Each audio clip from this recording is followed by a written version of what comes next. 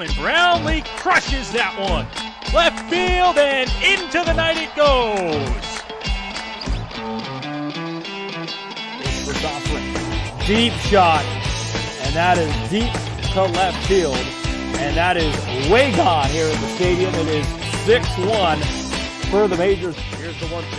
Jaco drives that one to left field and deep.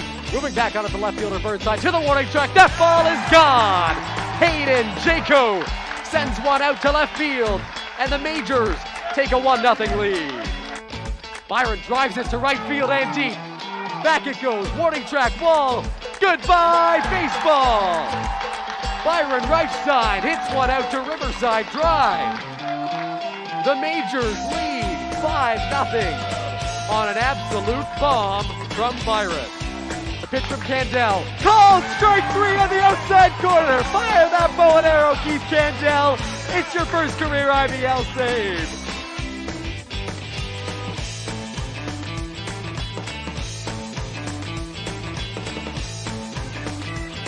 And no doubt about that one.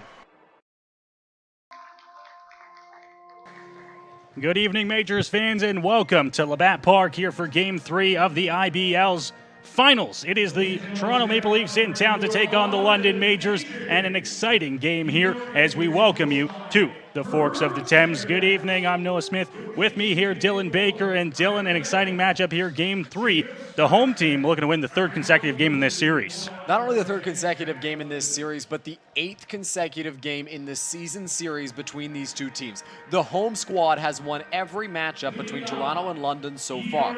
We'll see if that is the case after tonight. The Maple Leafs want to continue the momentum that was built up in their last game on Sunday at Christie Pitts against the Majors. The Majors going to look to bounce right back. They played a really solid game Friday night. The pitching was fantastic from Pedro de los Santos. The offense was there when it needed to be. There were a couple of calls that may have cost the Majors a couple of runs, but in the end they came out on top in that game. They hit 2 home runs on Sunday in Toronto, and they'll be looking to continue the offensive success as well as the defensive and pitching success here tonight at Labatt Park.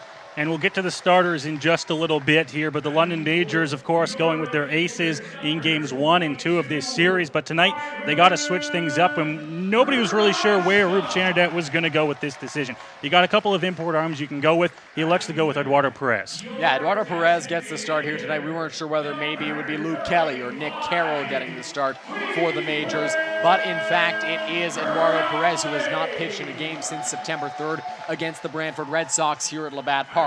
We'll see how he fares in this game. Obviously, while he was suspended, he was able to practice with the team, and he was throwing bullpens consistently throughout his time off. And speaking with Rube Chanardette, he mentioned that to me pre-game today. So I'm very intrigued to see how Eduardo performs on the mound for the Majors. He's going to have to go up against a firepower Toronto Maple Leafs roster who, well, they hit another big home run to give them that win Sunday in Toronto. Here's a look at the Maple Leafs lineup. Jordan Castaldo, and it was Justin Morrow who had the big swing on Sunday, Dylan. Yeah, Justin Morrow with that big go-ahead 3-run home run the opposite way to give the Maple Leafs the lead that they would never relinquish. So it's Castaldo, Morrow, Riley, who's been doing it and has performed very well in the playoffs. Takamatsu, Marcus Connect, John Salazzo, Dan Mara, Chandler McLaren, Connor Lewis round things out. Here's a look at the London Majors starting lineup here in Game 3. There are a couple of changes here in the London Majors lineup. Chris McQueen, most notably, still in that leadoff role. Austin Wilkie moves up to number 2. The most noticeable addition, Dylan, Evan Britt in the number 8 spot. Evan Britt will bat 8th and play first base today. Carlos Artiega moves down. He'll play third base. Keith Candell is the shortstop. He goes from the 9th spot to 7th in the lineup. We'll take it down now to field level as we get ready for the national anthems here at Labatt Park.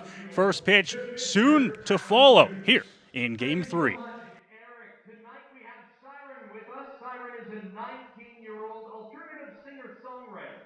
She's been performing live in and around London, Stratford, and the GTA for 8 years, as well as recording original music.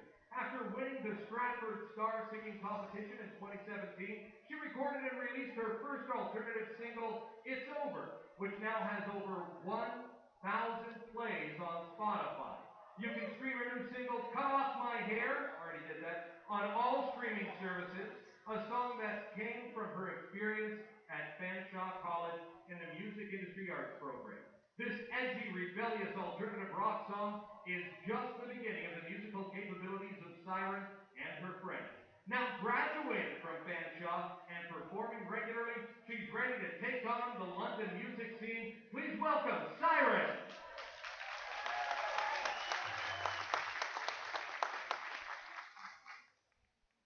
Oh, Canada, our home and native land, true patriot love in all of us command.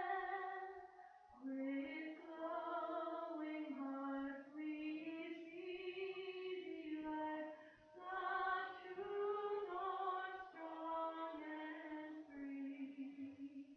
From far and wide, oh Canada, we stand on guard for thee.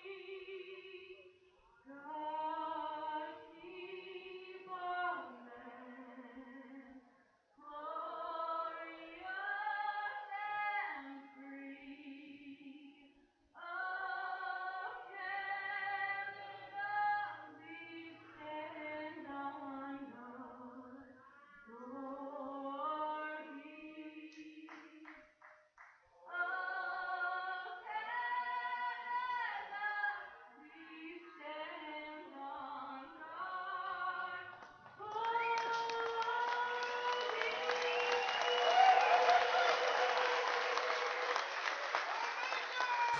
So the anthem's complete here at Labatt Park, and we are just about ready for baseball here at the Forks of the Thames. We welcome you inside the broadcast booth. Noah Smith, Dylan Baker calling the action for you here in Game 3. Dylan, and let's check out the starting defense here for the London Majors as they get set to take the field. Yeah, pretty similar to what we've been seeing all postseason long, with the one exception of Evan Britt playing first base for the Majors today.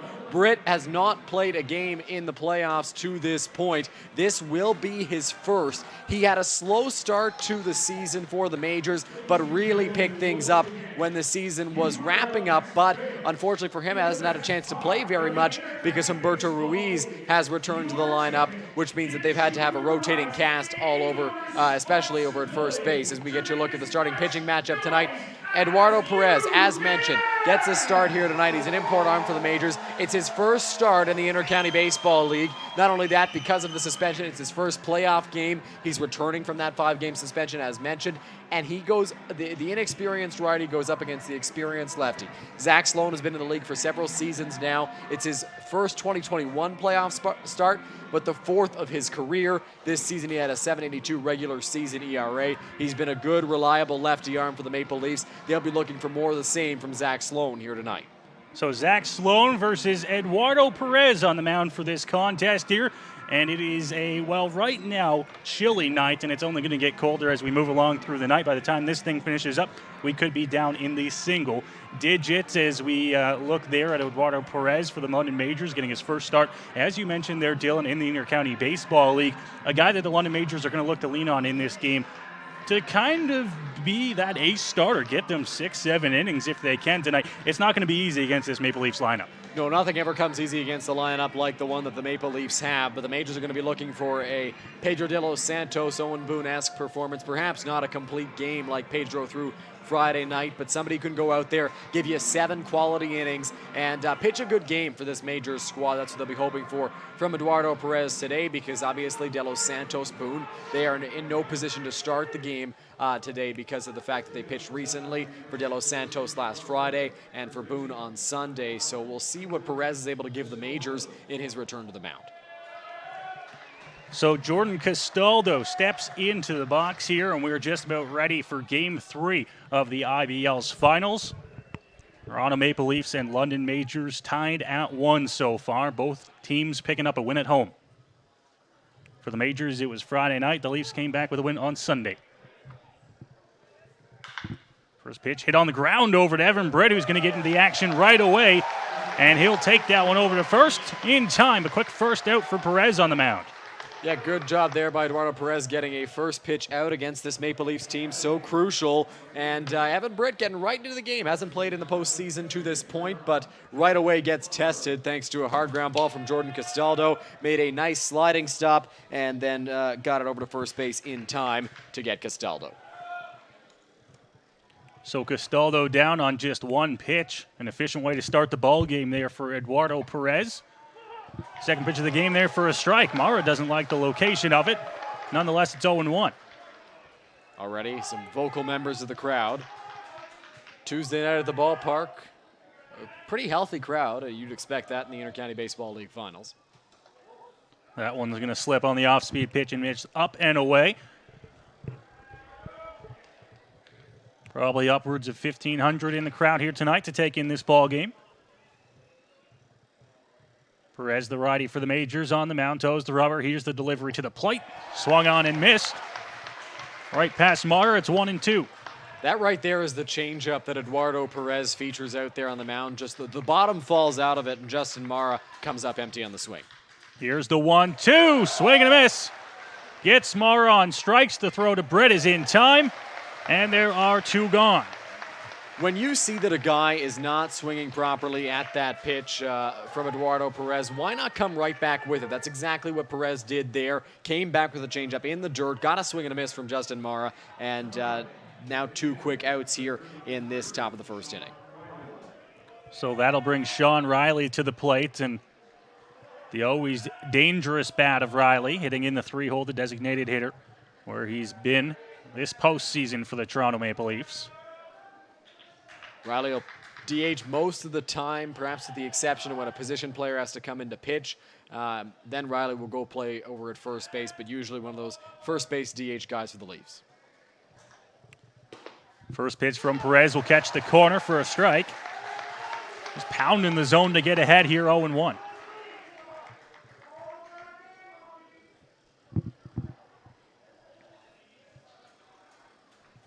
Perez ready here as he grabs his sign from Jaco. The second pitch looked like he went a little bit softer on that one. Outside, even the count up at 1-1. Yeah, it did look like it was an off-speed there from Eduardo Perez after he came with the first pitch that was called a strike. Riley took it, though, and it's 1-1, just the same way he started Justin Mara. Now ready, 1-1. Swung on and missed. Riley right past that pitch. And Perez working well here, has a 1-2 count. When Perez is going well, he's getting a lot of swings and misses. It's a good sign that he's getting some of those here so far. Crowd cheering him on here in the top of the first. Here's Perez on the sign, 1-2. Bounces it in the dirt there. Just overthrew that one. Sean Riley moves himself into a 2-2 count.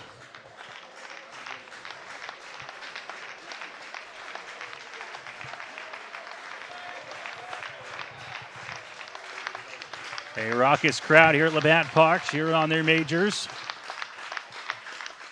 Here's the 2-2 in the dirt again. Looked like the same pitch, same location. Yeah, trying to overthrow it a little bit. I think you mentioned that on the previous pitch there from Eduardo Perez, trying to get it low a little too much because you don't want to leave something up to Sean Riley, something that he can hit. So he's trying to finish that pitch, but finishing a little too hard at the moment. Got a 3-2 count now on the Leafs designated hitter. Trying to set him down and the inning. 3-2. This one hit on the ground up the middle, right into the shift. Throw over to one. He's going to be in time to get Riley. And it is a quick 1-2-3 inning here for Perez in the first. Really good inning there for Eduardo Perez and the London Majors. Wasted no time in getting his first out with the hard ground ball that went to Evan Britt. He made the play on that for the first out of the first inning, and then gets a strikeout of Justin Mara. And I think that's a huge confidence boost when you can get the league leader in home runs to strike out and miss those changeups like Perez was getting him to do there. That means you got your A stuff, and Eduardo Perez looked like in that first inning at least he did have it. You know that he hasn't pitched in a very long time, so you'd think he's fresh, he's ready to go, and you've got to expect and assume that he's very excited for this outing here tonight.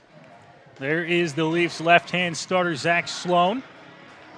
Saw him earlier on this season here at Labatt Park. And Dylan, as we saw in the graphic in the pregame, his ERA during the season a little bit inflated, but don't let that fool you. When Zach Sloan has his stuff, he's certainly one of the best pitchers on the Leaf staff and could be one of the tops in the league. Yeah, Zach Sloan, when he's on his game, he is tough to beat. He has a good fastball. He relies a little bit on the off-speed stuff as well. And Sloan's a guy who can have success in this league. Obviously, the ERA a little bit elevated, like you talked about, Noah. And that could be something to do with Christie Pitts as well, because it is such a small ballpark. But Sloan, when he's on. And we'll see if the Majors are able to get to him, despite the fact that he may have his best stuff tonight, being that he's pitching in such a big spot away from the pits here at Labatt Park for Game 3 of the Intercounty Baseball League Finals. Game 3, as you mentioned there, Dylan, and Game 4 will take place Thursday night down at Christie Pitts, so a couple of weeknight games here for the IBL, and that game Thursday, depending on the outcome tonight, and well, regardless on the outcome tonight, could be a clinching game down at the pits on Thursday.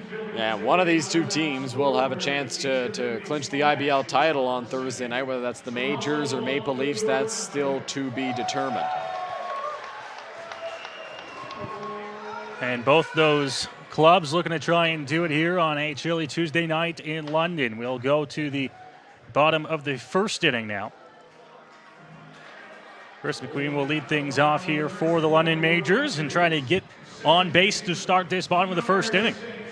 Chris McQueen is such a great on-base guy for the London Majors. So far in the postseason, he's played 4 games. He's 4 for 16, 2 walks in that span to just 1 strikeout. McQueen's a guy that will not strike out all that much. Had a .413 on-base percentage compared to a .317 average. That's nearly a 100-point difference. You want to talk about a good difference? That's around 60 points. McQueen gets on base at a very high clip, and the Majors, that's why they have him at the top of the order. First pitch to McQueen is right there for a strike, so he'll fall behind in the count 0-1.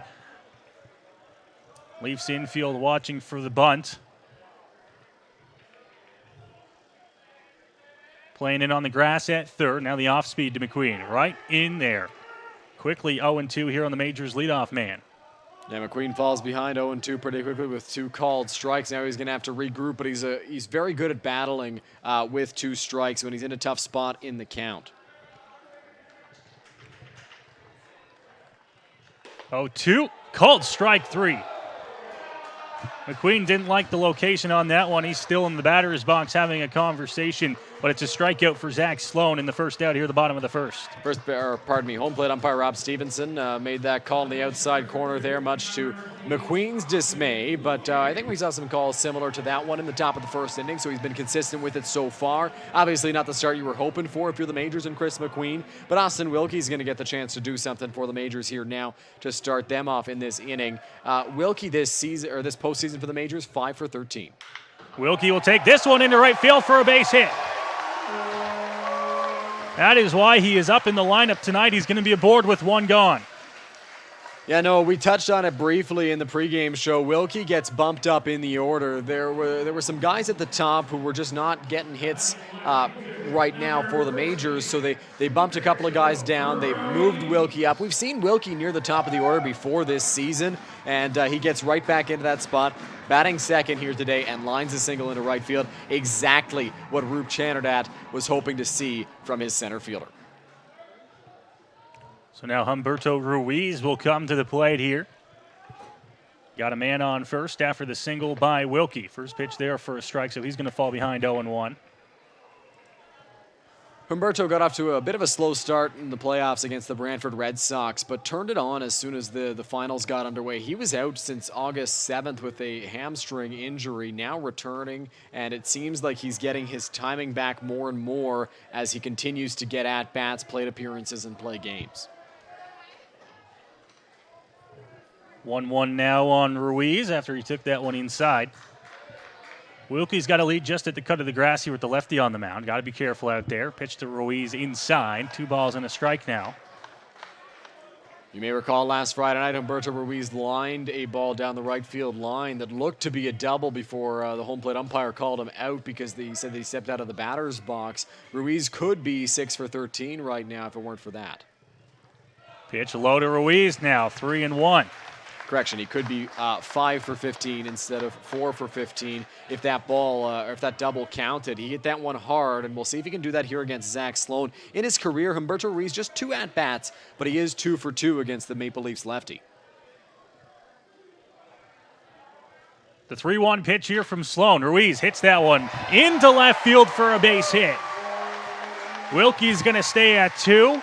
Ruiz up to first, and the Majors in business here in the bottom of the first inning. Not an overly hard hit ball off the bat of Humberto Ruiz, but so often we'll see him just find a spot on the diamond where there is a hole. And right there, that was a perfect example of that. He saw that there was the hole between the shortstop and third baseman because the shortstop, Dan Mara, had to play in double play depth. He gets the ball right between the shortstop and third baseman and is able to reach with a base hit.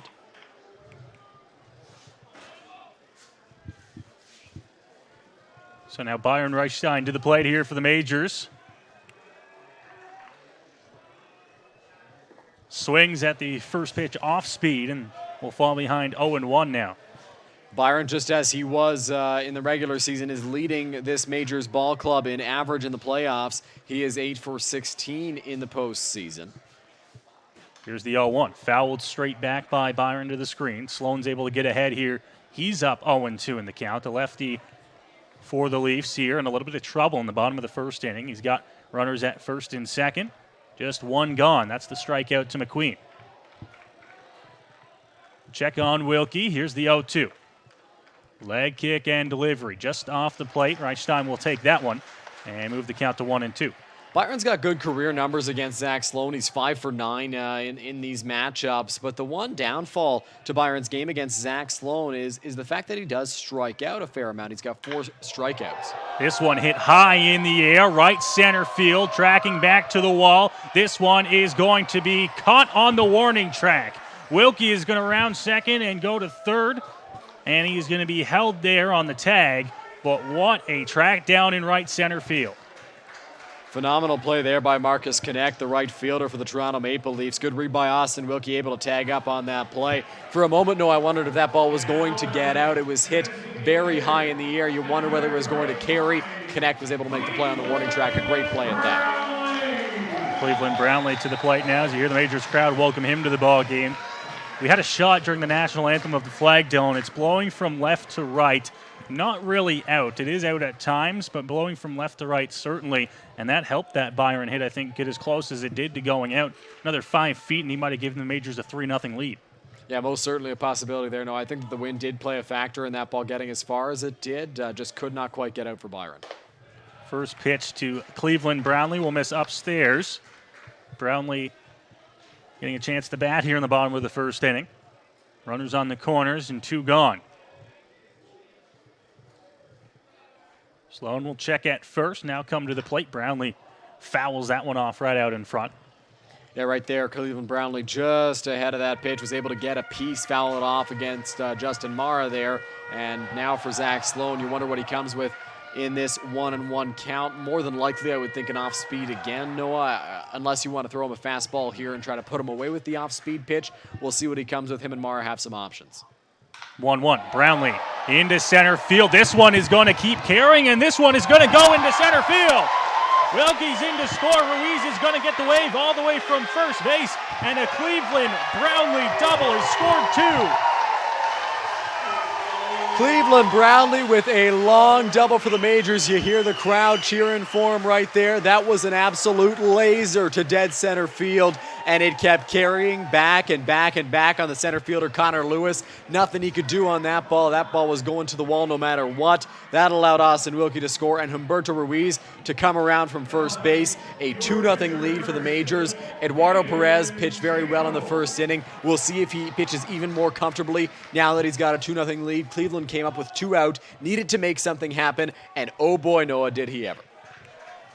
Hit that ball on a line and probably about 375 feet to center field as Jaco takes the first pitch for a strike, 0-1. Talk about the comparisons between these two ballparks.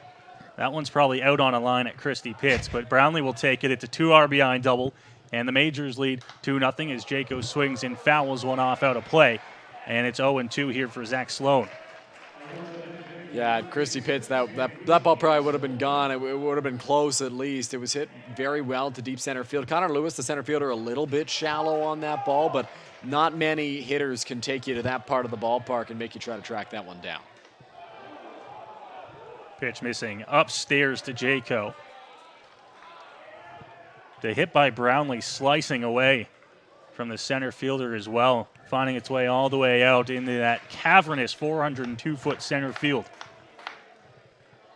Slow and ready. Here's the 1-2 pitch to Jaco. Swing and a miss.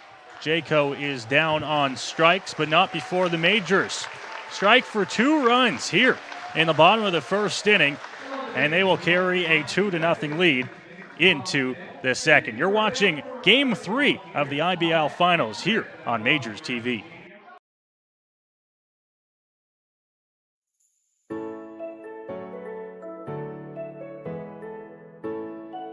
Welcome to Modern Health and Performance. The MHP team here provides patient-centered care custom to your needs. One-on-one treatment, assessing and treating the cause. Get back to doing what you love. Offering chiropractic, physiotherapy, massage, and custom orthotics. Our team is here for you. Book your appointment online today. New patients always welcomed.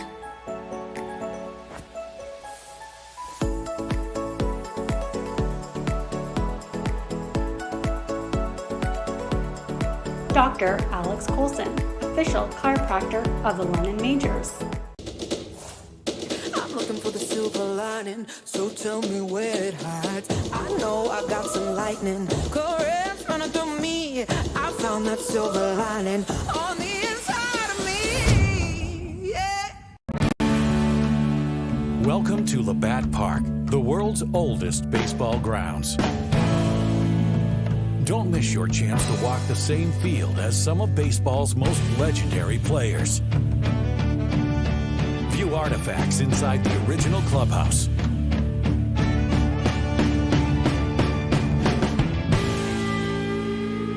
Book your tour at labattparktours.ca.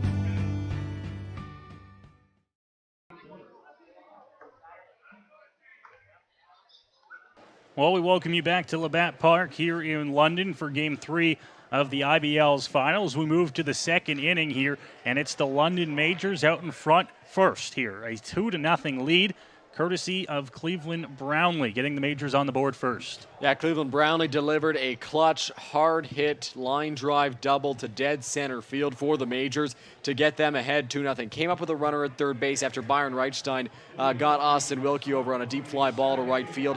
Needed to cash there. It really felt like to get on top of the Maple Leafs early, you had to score that early run, put them or put yourself in the driver's seat, pardon me, and that's exactly what Cleveland was able to do with that double. He took that pitch and he drove it to deep center field, resulting in both runs coming into score, including Humberto Ruiz, who was over at first base, and that's why the Majors lead 2-0.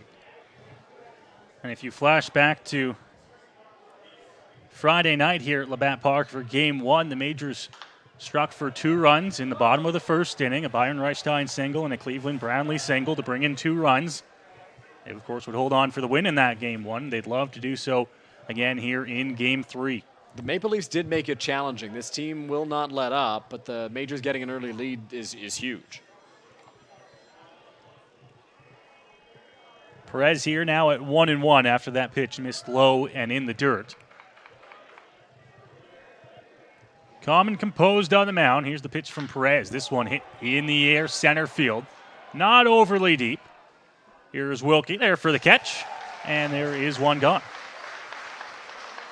Good pitch there from Eduardo Perez, inducing the fly ball to center field. Austin Wilkie, ever so reliable out there in center for the Majors. He's been there all year long, pretty much, and routine play for him, getting the first out and taking care of a big bat for the Maple Leafs in Garrett Takamatsu. Now he'll have to deal with Marcus Connect, the former pro, the former top prospect in the Blue Jays organization. Connect is a guy who's got a lot of pop and is a really fantastic hitter. So we'll see how Perez fares against him here. First pitch from Perez to Connect is outside on the off-speed pitch. 1 ball and no strikes here as we are in the top of the second inning. Here's the pitch from Perez. That one upstairs. Went with the fastball that time, 2-0.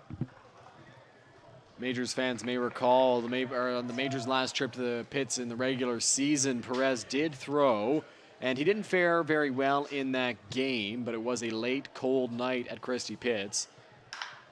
This one crushed to left field. Connect is just going to jog on and watch this one head on out of here.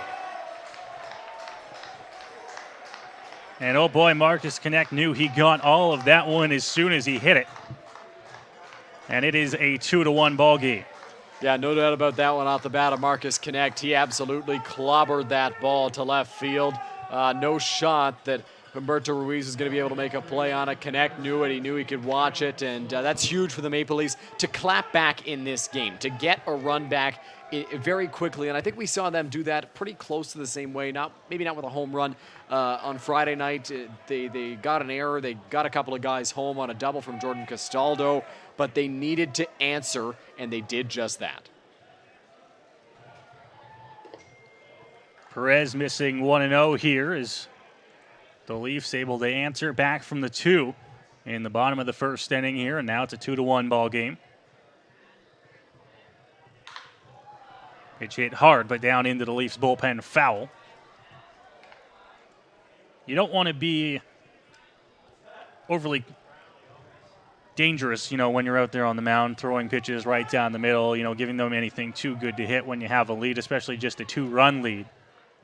I think that was just a case of Perez trying to get a fastball across. Connect was waiting for it, and he's cut the deficit down to 1.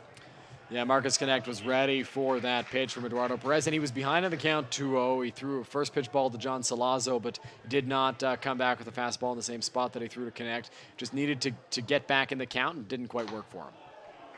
Inside, and the count will move to 3-1 now. Good action on that pitch from Eduardo Perez. It looked like it did move back onto the inside corner, but by that point, John Salazzo was already out of the box, and it's possible it moved a little bit too late for the home plate umpire to call that one a strike. Perez ready. Here's the 3-1. This one hit on the ground. Second base diving grab. The throw to 1 in time to get him. And oh boy, Dylan, he makes it look easy sometimes, doesn't he? That's the benefit of having 3 natural shortstops at every position but first base. You've got Keith Candell over at short, Chris McQueen, who's naturally a shortstop, playing second base, and Carlos Artiega, who is a shortstop as well, playing third. Chris McQueen, we've seen him make that play time and time again, that it almost feels routine, but we need to remind you that it's not. That's a tough play in the hole. It was hit hard off the bat of John Salazzo.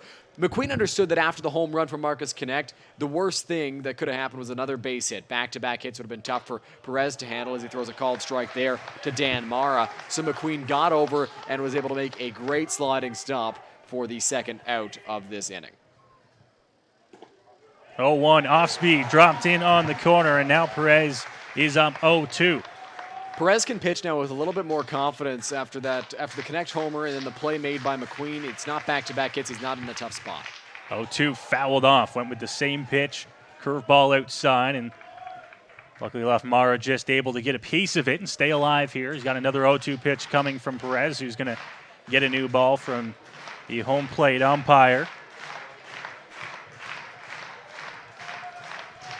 For Perez, after that play, he gets an out. He can say, okay, my stuff is good. They're still not getting back-to-back hits on my stuff. After a couple hard hit balls, the Connect home run, obviously hard hit, and then that one from Salazzo in the hole hit hard. Being able to get that out is so huge. Here's the 0-2. Just outside. Couldn't get him to chase on that one. Yeah, we'll move to 1-2. 2-1 Majors lead here. A home run in the inning has got the Leafs back within 1. Perez trying to get them back on the bats. 1-2, called strike 3. A gorgeous off-speed pitch on the edge. And Perez gets the Majors back to the bats. Still up 2-1. Dan Mara not very happy with that one, going to the right side of the plate and saying, hey, look at where this pitch was. It was not here, and now walks back to the dugout. Not a call that Mara likes at the plate, but Perez did a great job. He threw back-to-back wipeout off-speed pitches. Back-to-back pitches where you need a swing, and he kind of came back with a get-me-over off-speed pitch, which can be dangerous at times, but in a spot like that where you throw two straight that are in the dirt outside, throwing one that's not your fastball in the strike zone, which you may be looking for as a hitter after two straight off speeds, you're thinking, okay, both of those missed, he'll come back with the fastball. That pitch looked like a fastball. It froze Mara. Obviously, he did think it was outside, but Perez gets the call and gets to go back to the dugout, still with the lead at 2-1. That's a close pitch, but on two strikes, man, you gotta be swinging on anything close, and that one was close. It was right on the edge. Perez gets to the strikeout, and he's able to send the Majors back to the bats, just giving up the one run on the home run from Marcus Connect.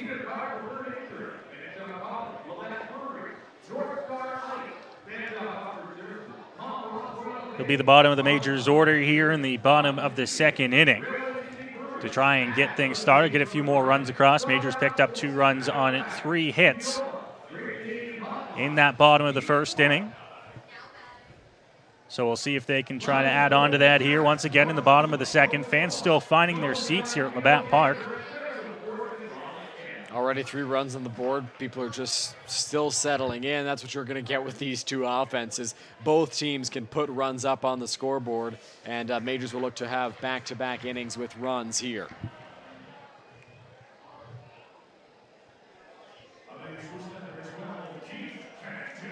So Keith Candell will be here to lead off the bottom of the second inning. And Zach Sloan on the mound here for the Leafs. First pitch to Candell there for a strike, so he'll fall behind 0-1. Sloan starting him off with a fastball. Now you can really do anything. You can come back with it, or you can go with the off-speed here on 0-1. Goes to that off-speed pitch, drops it in there. Candell watches, and now he's got to fight from behind in the count 0-2. Similar pitch to the one that Eduardo Perez finished off Dan Mara with. And a swing and a miss. 3 pitches, and Sloan's got his first out here of the bottom of the second.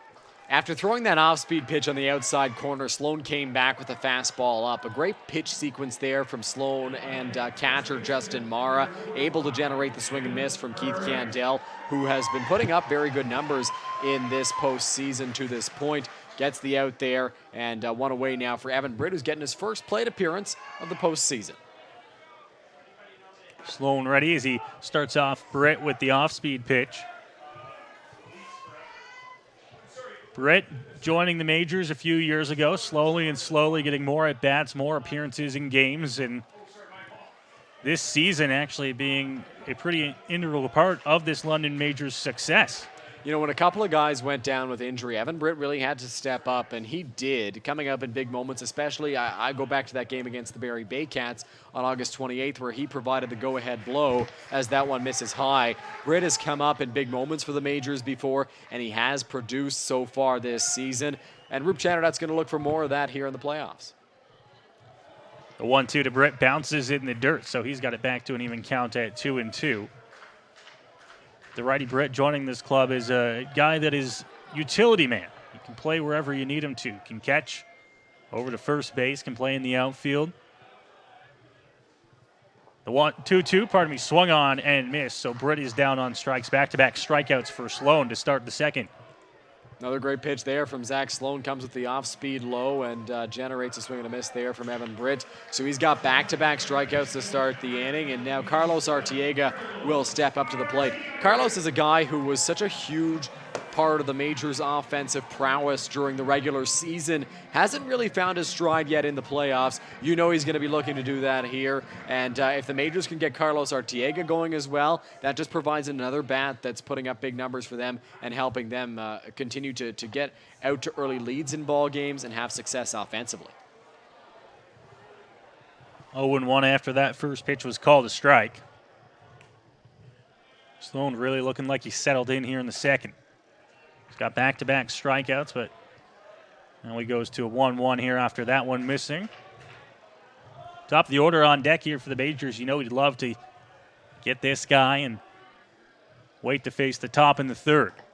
Swing and a miss from Artiega, and it's 1-2.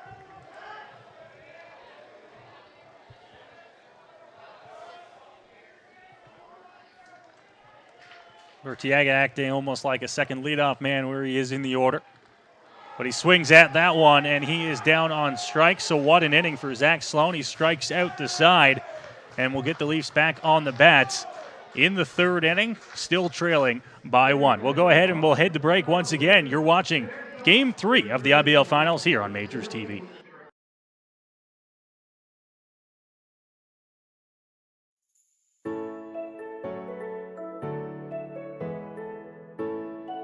Welcome to Modern Health and Performance. The MHP team here provides patient-centered care custom to your needs. One-on-one treatment, assessing and treating the cause. Get back to doing what you love. Offering chiropractic, physiotherapy, massage, and custom orthotics. Our team is here for you. Book your appointment online today. New patients always welcomed.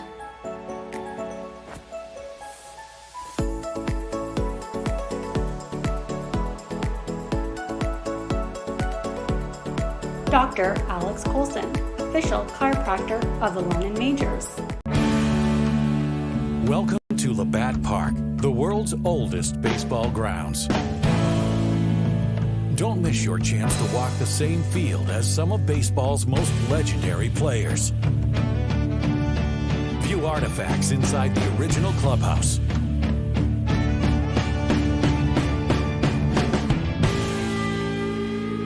Book your tour at labattparktours.ca. I'm looking for the silver lining, so tell me where it hides. I know I got some lightning, currents running through me. I found that silver lining on the inside of me. Yeah. Well, we welcome you back to Labatt Park here on a chilly Tuesday night for Game 3 of the IBL Finals. Leafs and Majors tied at 1 in the series. Majors leading by a score of 2-1 here as we go to the top of the third inning. Eduardo Perez back out onto the mound for the Majors. He's given up just 1 run on 1 hit through 2. As this one's going to be hit on the ground. It's going to be Britt coming over from first base to plate. Over to Perez. The throw is going to get past him. And the Leafs will have the leadoff man on here to start the top of the third. That's such a tough play for any infield to make, and you don't really know whose ball that is because you know Perez is running over. You know that Chris McQueen is coming to try and get that ball. Evan Britt is moving away from first base. Eduardo Perez originally, you may have seen it on your screen there, was going to get the baseball before Evan Britt called him off. And so then, after taking a line towards the ball, had to kind of cut and go to first base. It's an awkward play because Britt is behind him and Perez is on the run, so he's got to twist his body and contort it in a way that he can make that catch on the run. Wasn't able to do that right there, and so that's the reason there is a base runner. It'll go down as an error charged to the Majors. So the Leafs will have the leadoff man on here, and we'll look to try and cash in on the Majors' mistake. First pitch is going to miss, and the count will move to 1-0. They'll appeal down and say he did not go, so still 1-0. That's a tough play over there at first base. You'll often hear them refer to that as the triangle. Is it the second baseman's ball? Is it the first baseman's ball? Does Perez get it on the mound? It was Britt who elected to go with that. I think when you look at it in hindsight, probably would have been better off with McQueen at second. Bunt is down here. Perez is off the mound to get it. He's just going to underhand this one over to Britt in time. So the sacrifice works to perfection, and the Leafs move a man up into scoring position with 1 gone. Exactly what the Leafs were looking for there on that play. Getting the sacrifice down, moving a runner into scoring position for Jordan Castaldo. A great RBI man, a great run producer for the Maple Leafs. And Castaldo's got a shot now with a runner at second, 1 away, less than 2 out. Can move him over and try to get Justin Mara to cash him, or can try to cash him himself. We'll see what he's able to do here in this spot.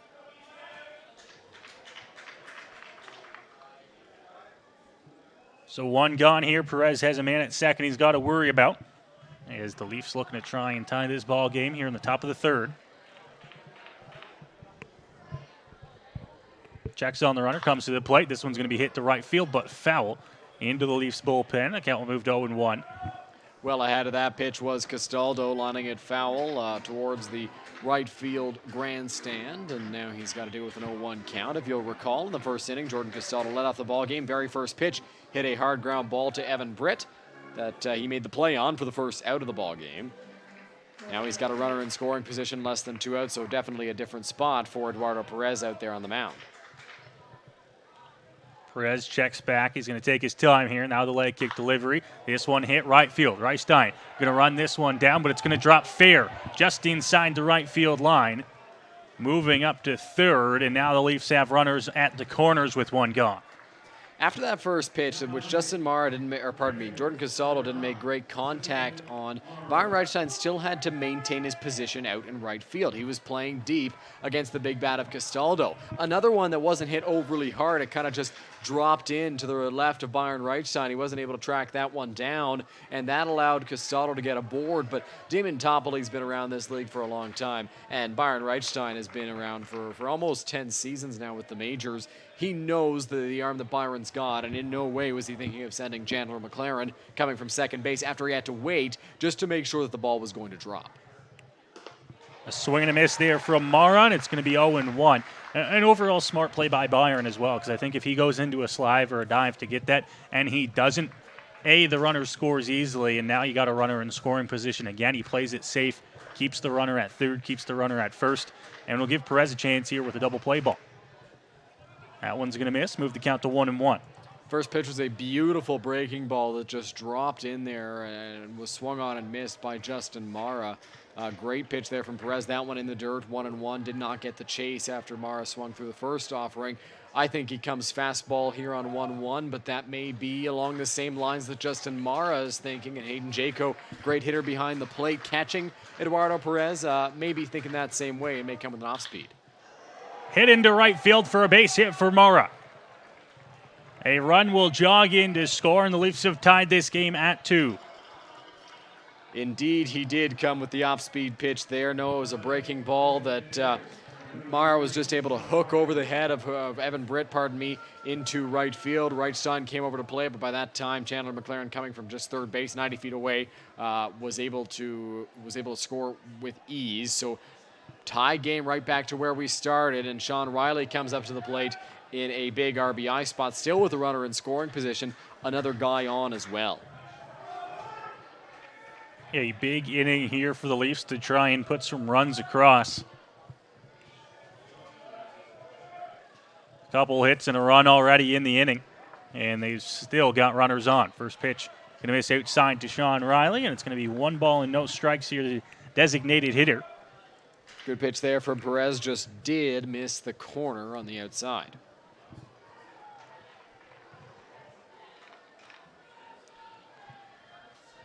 Perez going to take his time out there on the mound, grab his sign from Hayden Jaco. Checks on the runners, comes to the plate. Riley hits that one in the air, right field. Reichstein tracking back. Just a couple steps onto the warning track will catch that one. And they're going to hold the runner at second with the strong arm of Byron. Yeah, it looked like Jordan Castaldo out there at second base may have thought that ball off the bat of Sean Riley was going to get out of here, because he took a few steps off the base and then had to run back to tag. And with the arm that Byron's got, it was probably too late. I don't know if Castaldo stopped himself or if Damon Toppoley stopped him there. He may have had a shot, because the throw did come in a little bit late, it seemed. I was going to say, it looked like the Majors were almost conceding that he was going to go to third. He was unaware of that, and it actually works out in the Majors' favor. Our camera was able to pick up as well how that ball kept carrying towards right field. Byron thought he was set up for it, and then had to take a couple of steps back again to try and make the grab. Luckily for the Majors, he was able to make the play. First pitch called a strike, so it's going to be 0-1 here as Perez now with 2 outs and looking to escape the inning. Gets ahead.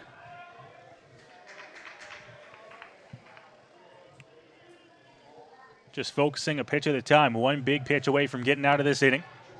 Keeping the Leafs on base. Here's the 0-1. Outside for Perez. Now count even.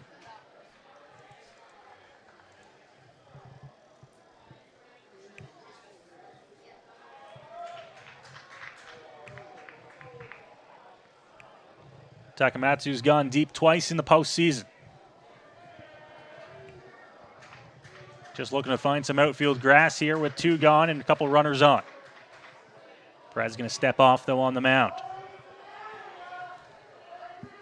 Perez not quite ready to come at Takamatsu there on the 1-1 pitch, so stepped off, took a peek back at second base, and is going to reset now.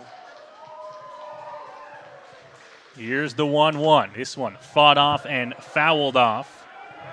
Into the seats and out of play, but more importantly for Perez, he gets ahead in the count 1-2. You never want to be behind in the count against Eduardo Perez, especially now 1-2, because he's got so many pitches he can go with. You can go with that good changeup, can go with the wipeout breaking ball, or can try to drop one in there on you, and you never really know what to expect. That along with the great fastball that he has. Fans here at Labatt trying to get behind Perez. Here's the 1-2. Hit back to the mound. Perez with time to throw to one, in time to get him. So Perez will give up just the 1 run here in the second, hold the Leafs, and send the Majors back to the bats in the bottom of the third in a tie ball game. A good job by Eduardo Perez pitching out of further danger. Obviously, he's definitely not happy that he gave up that tying run in the inning, but was able to minimize the damage pretty well, considering the spot that he had gotten himself in to begin with after the error, and then the couple of hits to get him over, to get McLaren over to third base. And you knew that a run was more than likely going to score. Just the way that inning began and the way it unfolded against a team like the Maple Leafs, you had a feeling it was coming, but did a good job ensuring that the Maple Leafs couldn't take the lead. Had Castaldo and had Mara on base, was able to get Sean Riley, and then got Garrett Takamatsu as well to end the inning. Both guys can really hit. So Zach Sloan will come back out to the mound here for the Leafs, with his team having battled back.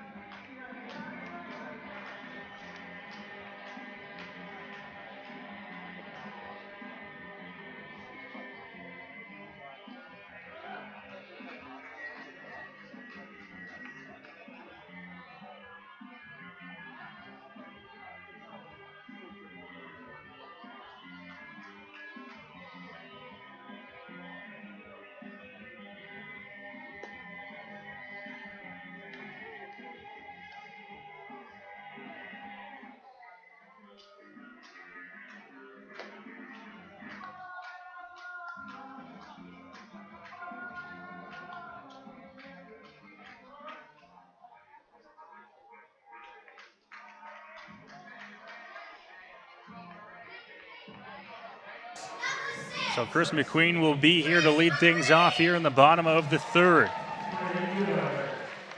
Majors now in a tie ball game, 2-2. And it'll be McQueen tasked the top of the order with leading things off here for London. Try and get them back out in front. First pitch off speed, just out off the plate it looked like, but called a strike, and McQueen's going to be down in the hole 0-1. Sloan going to look to build off what he did in that bottom of the second inning. Was so good, struck out the side. Now it's to deal with the top of the order. Pitch going to miss to McQueen. Even the count up at 1-1.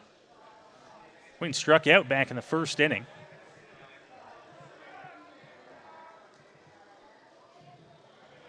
Didn't appear to show bunt at all in that first at-bat. Hasn't done so here in the second as well, but now he's up in the count 2-1.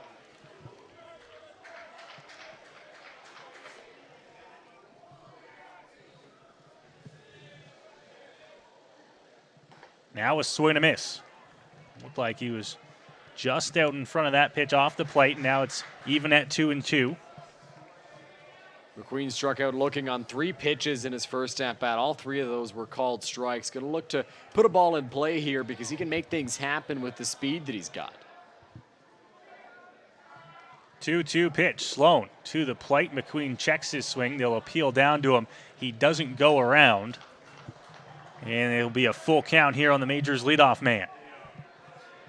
McQueen did a good job holding off on that pitch. Now is a full count opportunity here. He can work a walk or he can try to put one in play. He's got to protect the plate, though. Don't want to go down and be the 4th straight strikeout victim for Zach Sloan.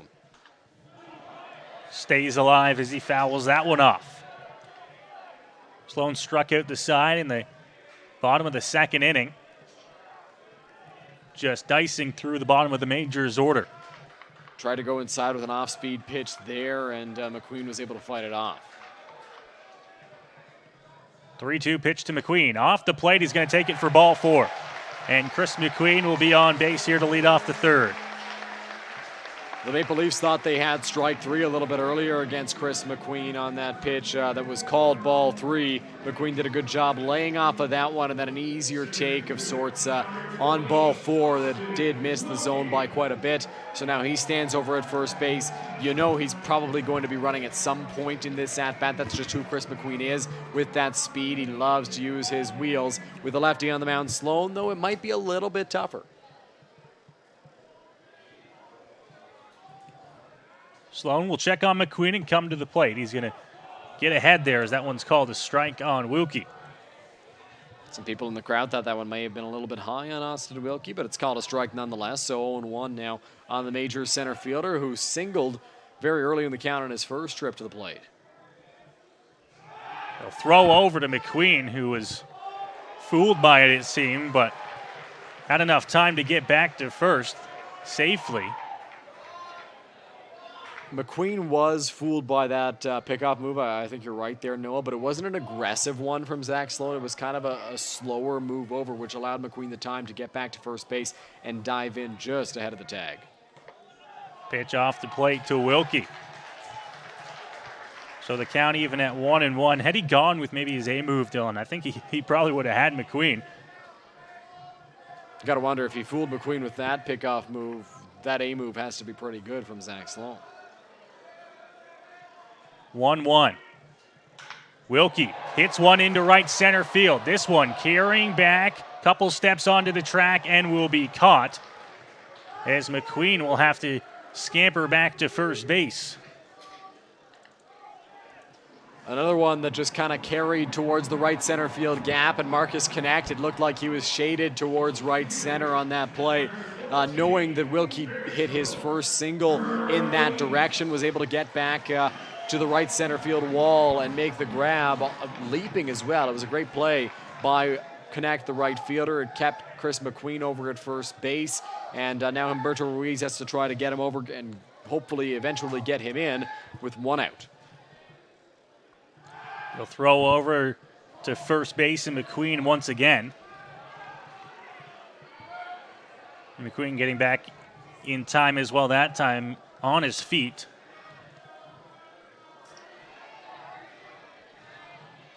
Now McQueen's off. The pitch off the plate. Throw down on the money, and they got him. McQueen thrown out trying to steal, and there are two gone.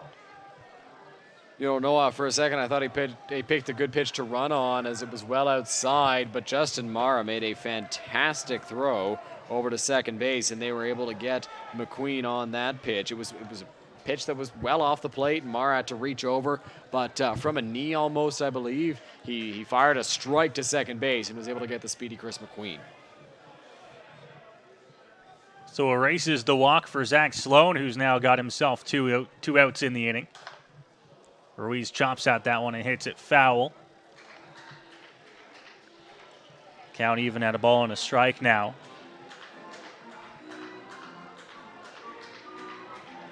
Always nice when your catcher can do that for you.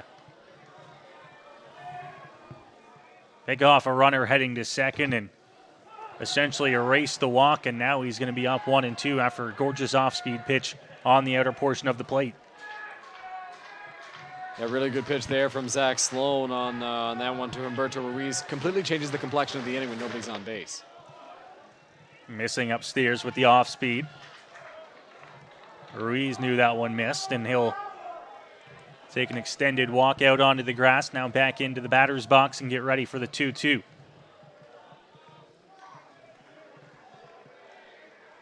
Here is the 2-2, fouled off and out of play.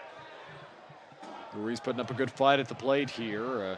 Took first pitch for a ball and then got into a 2-2 count. Fights that one off for a foul ball to keep it at 2-2. Now has to deal with Sloan again here. Sloan has a lot of different pitches he can go to, and it seems like the breaking stuff has really been working for him tonight against the Majors, and he may opt to go with that here once again against Humberto Ruiz. 2-2, Ruiz on the ground and into left field for a base hit. And Ruiz is on base again here in the bottom of the third. Ruiz hit that one much harder than he hit the first one. Pretty much an identical spot to his first base hit, but that one was a rocket off the bat of Humberto Ruiz. Scorched through the hole between the shortstop and the third baseman, and now Byron steps up with a runner on base. Byron Reichstein is dangerous no matter when he steps up to the plate, but when he's got a runner on, despite the fact that there are 2 out, he's even more dangerous. There's a chance to put a ball into a gap at any given moment and then score a run, and he can put one out of the ballpark as well. We'll see how he does against Sloan here. Swings and misses at that first pitch. And will find himself behind in the count 0-1. Byron got a pitch he wanted back in his first at-bat. Gave it a good ride to right field. Just hung up in the air a little bit and resulted in a fly out, and now he's behind 0-2. Really good breaking ball there from Zach Sloan. But yeah, going back to Byron's last at-bat, it kind of carried a little bit to the right and not out as much, and Marcus Connect was able to track that one down and make the play to retire Byron. Missing outside to Reichstein now.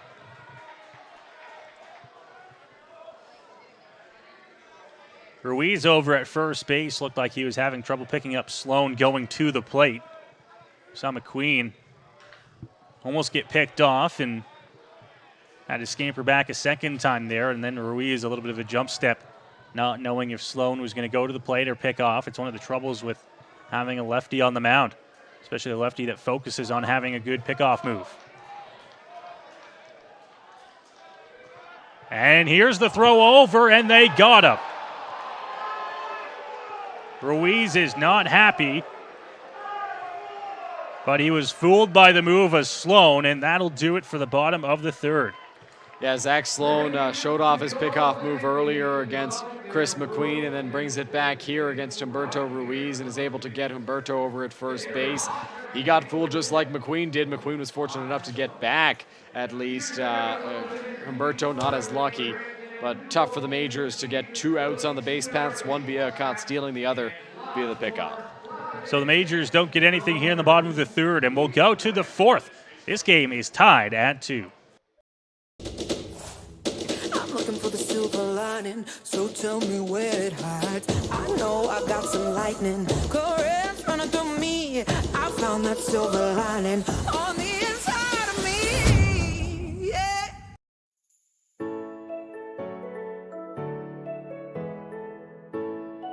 Welcome to Modern Health and Performance. The MHP team here provides patient-centered care custom to your needs. One-on-one treatment, assessing and treating the cause. Get back to doing what you love. Offering chiropractic, physiotherapy, massage, and custom orthotics. Our team is here for you. Book your appointment online today. New patients always welcomed.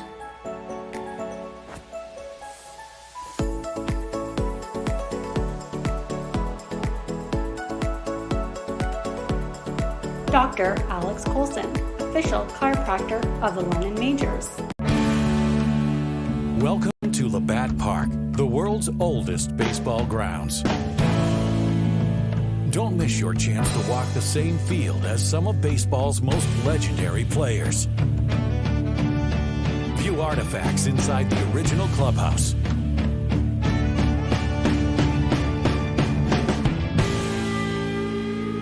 Book your tour at labattparktours.ca.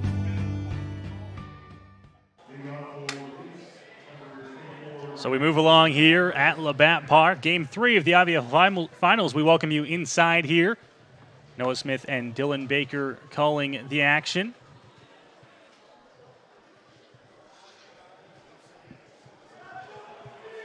It's a 2-2 ball game. Majors and Leafs exchanging runs here early on. And Perez back out there for the fourth here for London. First pitch there for a strike, and it's going to be 0-1. Yeah, Perez will face Marcus Connect, and Connect last time he came to the plate hit a long home run to left field. Dialed straight back to the screen, and it's going to be 0-2 here. Perez not afraid and going right at him.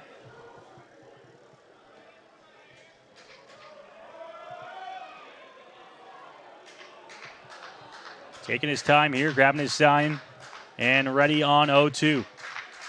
Pitch fouled off.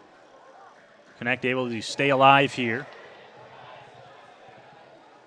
Perez still has lots of options here on an 0-2 count. I expect the wipeout breaker will be next as a potential waste pitch, because when you're ahead in the count 0-2, you can afford to throw one just in hopes of getting a chase with no real intention of it being a strike. 0-2, fouled straight back to us, and I would have had that one. would you? I think so. It was hit hard. I was getting out of the way, so it was all yours. Someone had to protect the setup. No, It was going over top of us. I don't know. Had carry to, but with this wind, I'm not sure. Perez has himself an 0-2 count, looking to try and sit down connect here to start this fourth inning. Hit on the ground. Shortstop, Candell, throw to one. Picked by Britt and in time to get him. And it is out number one here to start the top of the fourth.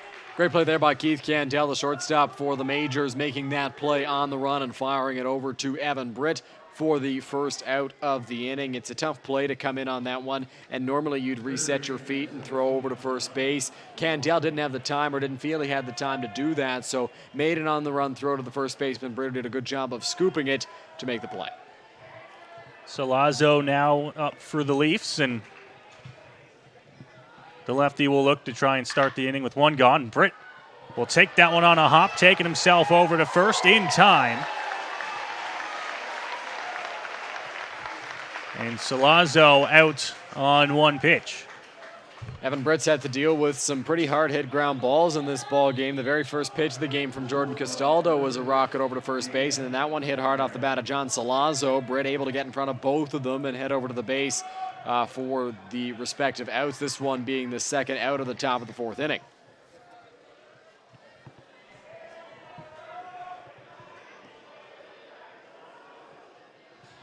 So after Salazzo retired, two gone here in the fourth, and for Perez, he's going to get ahead here on the swinging fastball. 0-1. Good movement on that pitch from Eduardo Perez, generating the swing and miss from Dan Mara, the shortstop. Mara going to take that one upstairs. In his first at-bat, Dan Mara struck out looking and was quite displeased with the call, even pointing to the outside corner, showing the home plate umpire, hey, this is where the outside corner is, and this is where that pitch was. He's going to chop at this one, hit it down the line, but it's going to roll foul. As Jaco picked it up about 4 feet off the line, and Mara's going to have to come back to the plate and get ready to swing on 1 and 2.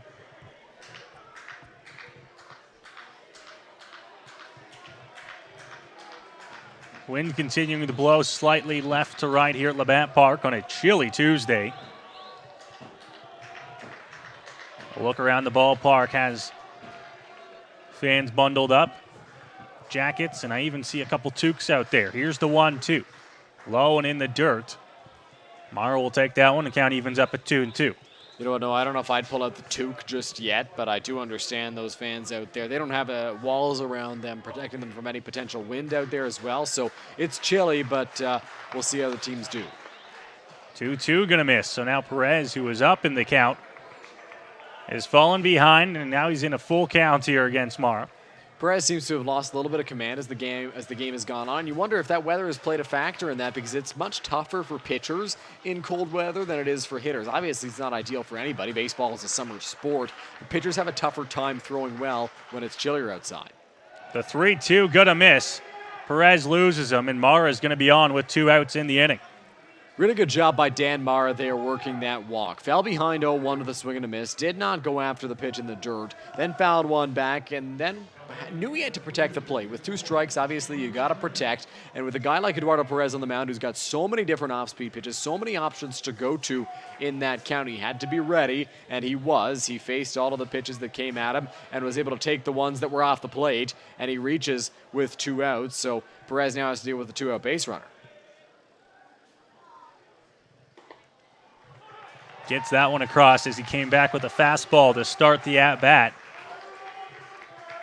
Mara not taking an overly big lead over at first base, and now McLaren will have to try and keep this line moving for the Leafs here in the 4th inning. Behind 0-1. Here's a pitch in the dirt. Jaco blocks that one, keeps it in front of him, and keeps Mara over there at first.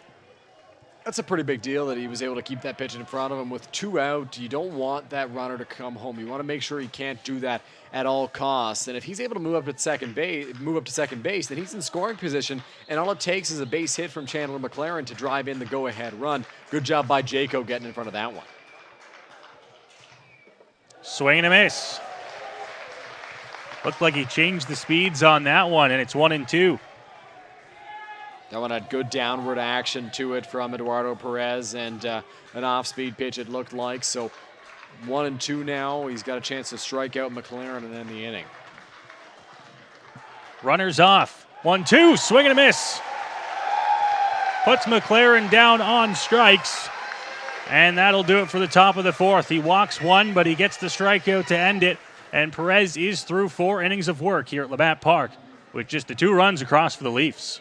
A good job there by Eduardo Perez on the mound in that top of the 4th inning. He allowed a 2-out base runner, was the walk to Dan Mara. And for a second you wondered, after being ahead in that count, was it going to affect him that he wound up losing the Maple Leaf shortstop, but was able to get back against Chandler McLaren through a couple of great off-speed pitches and then blew a fastball right past him to end the at-bat. So Sloan back out on the mound here for Toronto. He's got the Majors in the bottom of the 4th inning.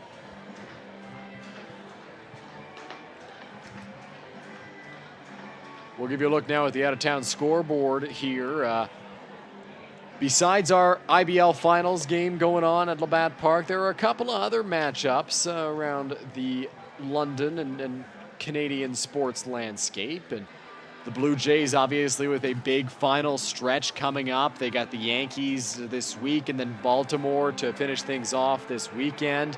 You get the update on your screen there. The Yankees and Jays tied at 1 right now. They are in the bottom of the 4th inning. The Blue Jays have a base runner, Hyunjin Ryu, making his return from the IL, as well as Jameson Taillon for the Yankees. And no score between the London Knights and, there is a score. There is quite the score between the Knights and the Bulldogs. We'll get that on the screen here for you momentarily. It's 5-2 Knights right now against Hamilton. So preseason action in the Ontario Hockey League has the Knights leading and the Jays and Yankees tied at 1.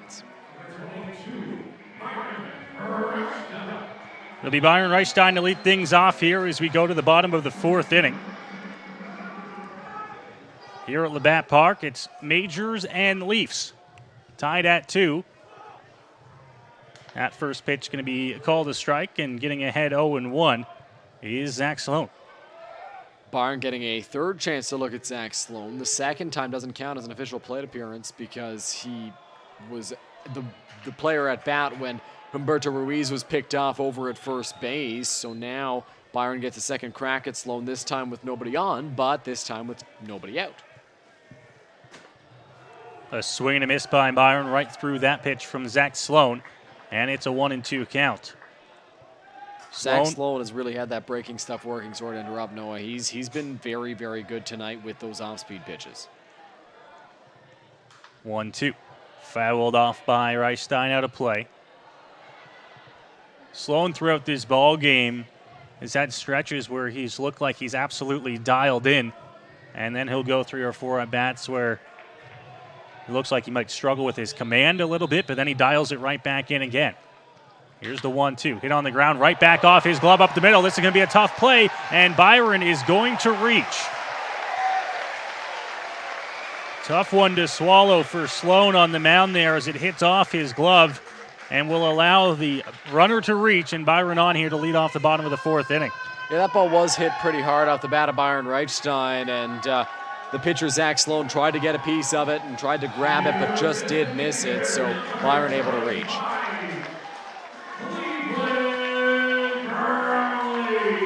As Brownlee comes to the plate here, and listen, Dylan, that is a play where you're going to have people sitting there going, oh, you got to leave that for your infielders, leave that for the middle infielders. If you're on the mound and that ball's coming at you, it's only instinct. Absolutely. Stick your glove out, trying to get a piece of it. It's tougher not to. As the first pitch to Brownlee's going to miss low in the dirt, 1-0. It's just your reflex, Noah, to reach out and try to protect yourself, try to grab that ball as it's flying past you. And, all pitchers have played the infield before, whether it's at a young age, and they think they can make that grab. And when that ball's coming at you at that speed, it's tough to not go after it. Pitch called a strike on Brownlee, who thought it was outside. Ball's actually a good spot for Sloan to pick up as well. Just looked like he got it off the palm of the hand. Here's the 1-1 to Brownlee. Swing and a miss. Climbed the ladder a bit on him there, and it's 1-2. Such an asset to be able to climb the ladder against those power-hitting bats for both lefties and righties. Being able to throw that pitch up at the eyes where the power guy thinks, oh, I've got a shot at this, I can hit this one out. But in reality, it's either a swing and a miss or a pop-up. The 1-2 to Brownlee, missing low. Trying to switch locations. They go up and hard, and then they come down and inside. Takes him off it, go with the off-speed pitch. Brownlee took it, and now he's got a 2-2 count. Good idea from Mara and Sloan, but you can't get into a pattern. Hit on the ground up the middle. Bobbles it. Throw to 2 in time to throw back to 1 in time to get Brownlee. And it'll be a double play for the Leafs. Quickly 2 gone. Dan Mara bobbled it momentarily over at shortstop there on the play, but was still able to get the out get the ball to second base and then first in time to get the double play, and that's huge for Zach Sloan. Now he's got 2 out and nobody on versus a guy on and 1 away perhaps if Mara's unable to get both outs on the play, and Jaco comes up, nobody on, nobody in scoring position as well. Byron unable to move up to second base on the play, so really good job inducing the ground ball from Zach Sloan, and good job by Dan Mara recovering and able to make that throw to first. That one's slipping out of the hand of Sloan, and about 8 feet off the plate to the backstop.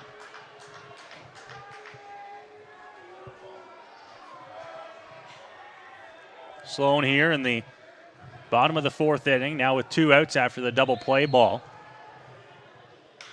As this one's going to be crushed in the air, left center field, tracking back toward the wall. This one's going to drop and bounce over. And Jaco is going to have himself, and pardon me, that one's gone. I don't think hold on, we're going to have a conversation out because I am sure that one bounced, Dylan. Yeah, it did look like it bounced on the warning track and hopped over the fence, but Hayden Jaco for the moment is going to go as if that's a home run and run around the bases, and I think they're adamant out there in center field that ball bounced on the warning track, and the umpires, second base umpires, put his hands in the air. I think the umpires are going to talk about this one, get everybody's point of view, everybody's thoughts on it. It looked from up here like it bounced, and it's more than likely going to wind up a ground rule double, but I think the signal from the umpire was home run, and I think that's what Jaco It saw. was, and it was the umpire that was actually closest.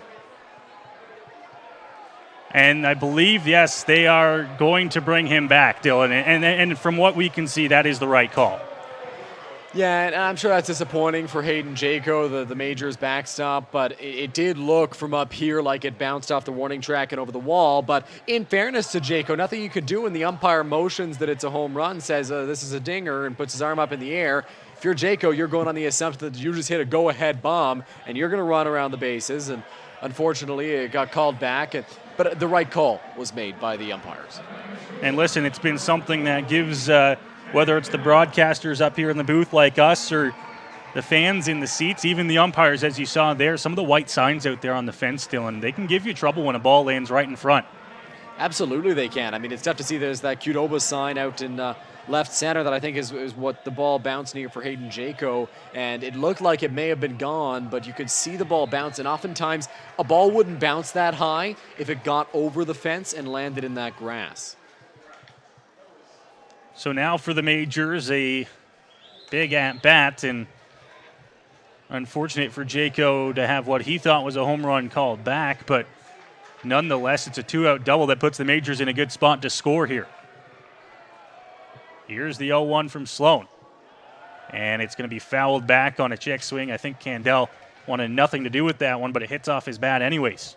Props to our cameraman, Matthew Young, on that play. Did a really good job of tracking that ball, and you could see on our camera angle, if you go back during commercial break to check it out, just to confirm the umpires got the call right, you can see it did bounce right in front of the Pete Sports sign and go over. Fouled off by Candell on the 0-2. So he'll have to redo this one.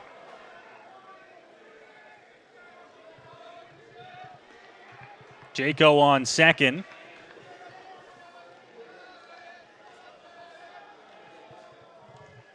Pitch up and in, and it's going to hit him. So Candell, he's going to reach, and first you got to make sure he's okay as he takes that one off what looked to be the hand, Dylan. Yeah, you never want to see a guy get hit in the hand if you're the London Majors, especially if you're the guy at the plate. You don't want to take one off the hand, especially the throwing hand for Keith Candell. And if you'll recall, he had a thumb injury earlier on in the season as well, so you hope he didn't get that one in the thumb as he'll walk that one off. Talk to Owen Boone. Damon Toppoli going out to talk to his pitcher right now, trying to settle Zach Sloan in a little bit after that hard hit ball from Jaco that nearly got out and then hitting Candell. Also Toppoli, being a veteran, giving Candell a little bit of time here as well to recover from that hit by pitch. He's just trying to tell his guy out there on the mound, hey, you got 2 outs already. You've pitched yourself into this spot. You got those 2 guys on a double play ball against Cleveland Brownlee, who's no easy out at the plate. Now you just need 1 more out. Doesn't matter how it comes. Doesn't matter if it's a pop-up. Doesn't matter if it's on the ground. Doesn't matter if it's a strikeout. You just need 1 more. And Evan Britt steps up to the plate. We talked last time when Evan Britt came to the plate for his first at-bat of the postseason, how well he has played in big spots. And we'll see if he's able to come up with another clutch hit here for the Majors with 2 guys on, including 1 in scoring position and 2 out. So the first pitch to Britt is going to be there for a strike. He's going to fall behind 0-1.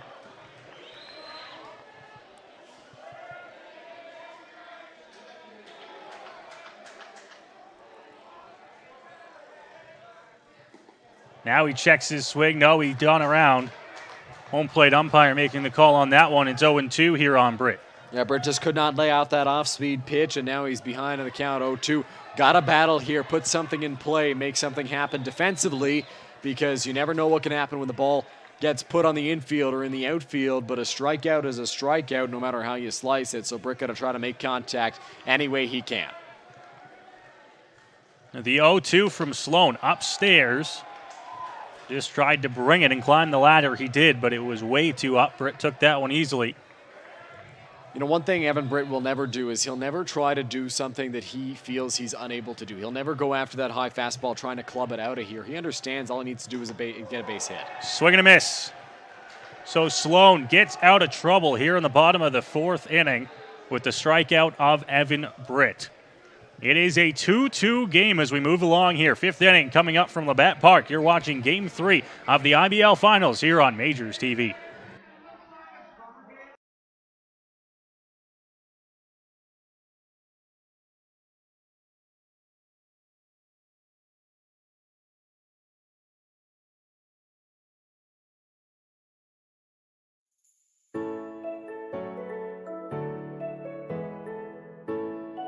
Welcome to Modern Health and Performance. The MHP team here provides patient-centered care custom to your needs.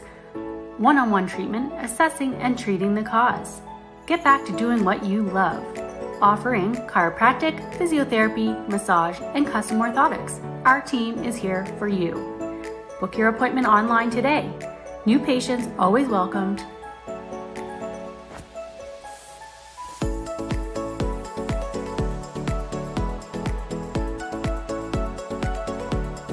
Dr. Alex Colson, official chiropractor of.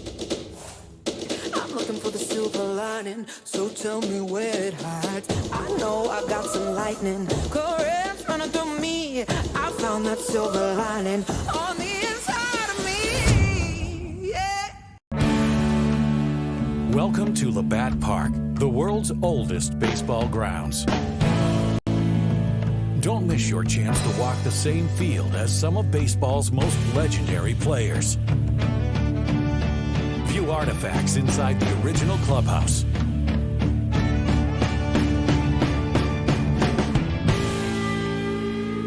Book your tour at labattparktours.ca.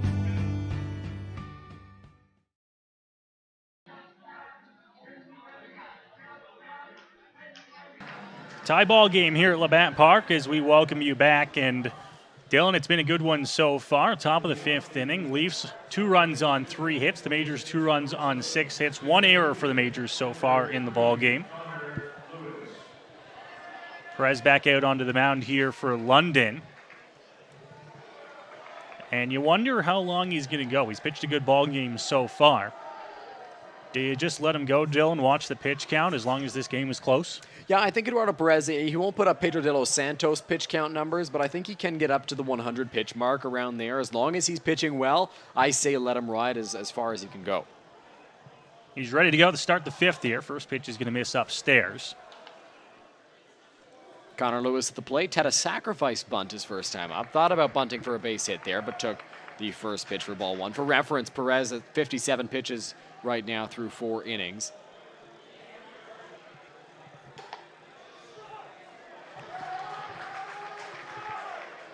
There for a strike for Perez, 1-1.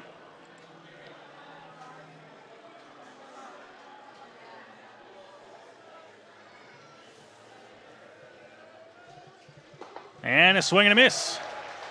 Came back with that good biting off-speed pitch, and it's 1-2. Really good change-up it looked like there, Noah, on that offering from Eduardo Perez. Lewis came up empty as he swung at that. 1-2 now. Perhaps you go high fastball against Connor Lewis, the Maple Leaf center fielder, to try and get him. 1-2. Swing and a miss. Came with the heat inside, and they strike out Lewis, and there's one gone. For Eduardo Perez, who has pitched a great game so far, that is his 4th strikeout of the ball game. Just 1 walk on the token for him, and now he gets to face Jordan Castaldo. Castaldo, threw 2 trips to the plate, grounded out hard to first base, and then blooped a single into right field to advance Chandler McLaren to third base last time he came to the plate. So we'll see how he fares here against Perez. 1 hard hit ball, 1 not so hard hit ball. Interested to see how Perez and Jaco elect to attack him. It's the top of the Leafs order here as Perez is able to get ahead of Jordan Castaldo.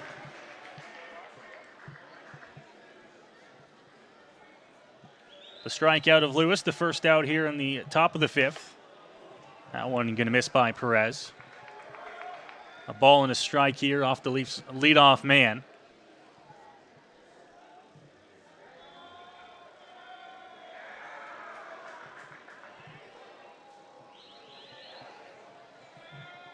Hit on the ground, first base. Britt takes it on a hop down to his knee, picks it up, and will take it to first himself in time, and there are 2 gone.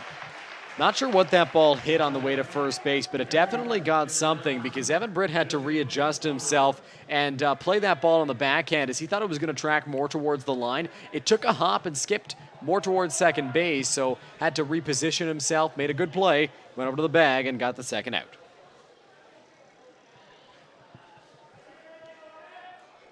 So Justin Mara to the plate, and 2 gone in the inning.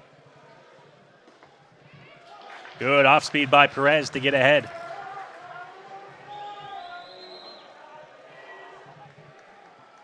Perez looking to have another good inning here in the 5th. Swung on, fouled back by Mara. It's 0-2. Yeah, that 4th inning for Eduardo Perez was pretty good. Just the 1 walk to Dan Marr that was nearly a strikeout, and now going to look to have a 1-2-3 inning here, trying to set down the other Mara, Justin Mara, who is no easy out at the plate by any stretch. He had the big hit Sunday, and now here's the 0-2. Upstairs. Couldn't get him to bite on him as he climbed the ladder there. It's 1-2. Against a power hitter like Justin Mara, that high fastball is tempting. We've touched on it already tonight, but Mara didn't chase. Ready once again on the 1-2. Here's Perez to the plate. This one hit and hit hard to center field. Tracking back, couple steps, and just in front of the warning track is Wilkie to make the catch. And Perez, another quick inning here in the top of the 5th to send the Majors back on the bats. Really good job by Eduardo Perez in that inning, and really good job by Austin Wilkie as well, tracking that ball in deep center field. Was going to be a tough play. It was hit very hard off the bat of Justin Mara, but he was already playing a little bit deeper than normal because you know the power that Mara has. You know you have to be ready for a ball like that or a ball deep in the gap, and it was an easier play for him to track that one down than perhaps it would have been had he been playing at normal depth. And a good 1-2-3 inning for Eduardo Perez, who continues to cruise along in this ballgame. Just the 2 runs allowed, 1 in each of the 2nd and 3rd innings. And I think, you keep letting him go until he reaches right around that 100 pitch mark. I think that will be the cutoff for the majors. And Eduardo Perez, because I don't know how high he was going in the bullpen sessions, but I don't expect that it was as elevated as 100 pitches. On the other side, Zach Sloan has pitched an equally great ball game at 72 pitches through 4 innings, has given up just the 2 runs, and those both came off of a Cleveland Brownlee long double to center field. He's really settled in since that first inning where he gave up a quick 2 runs, similar to what Marek Deska did on Sunday between the Leafs and the majors at Christie Pitts. Deska started off a little bit rocky and then really calmed it down and was able to work very well against the majors, resulting in him being able to keep them just 3 runs. So Sloan just about ready on the mound there, and for the majors, Carlos Arteaga getting ready to swing, and of course Chris McQueen right behind him as the majors 9-1-2 to start this bottom half of the 5th inning. In my opinion, Dylan, kind of right where you want to be to lead off an inning. Yeah. Yeah, no, I would agree with that. You got Carlos Arteaga, the second leadoff man, if you will, followed by the top of the order and the big bats after that. So a really good spot for the majors to start in this inning, and we'll see if they're able to take advantage of that. Carlos Arteaga looking for his first hit in the ball game, just one all postseason. Going to look to change that here. Bats really cooled off here in September and looking to have it heat back up again for this majors club. Could really use him here in Game 3 and beyond in this series. First pitch from Sloan is there as he drops the curveball in for a strike, and it's 0-1. Sloan not hesitant to go to that breaking ball. Upstairs to Arteaga.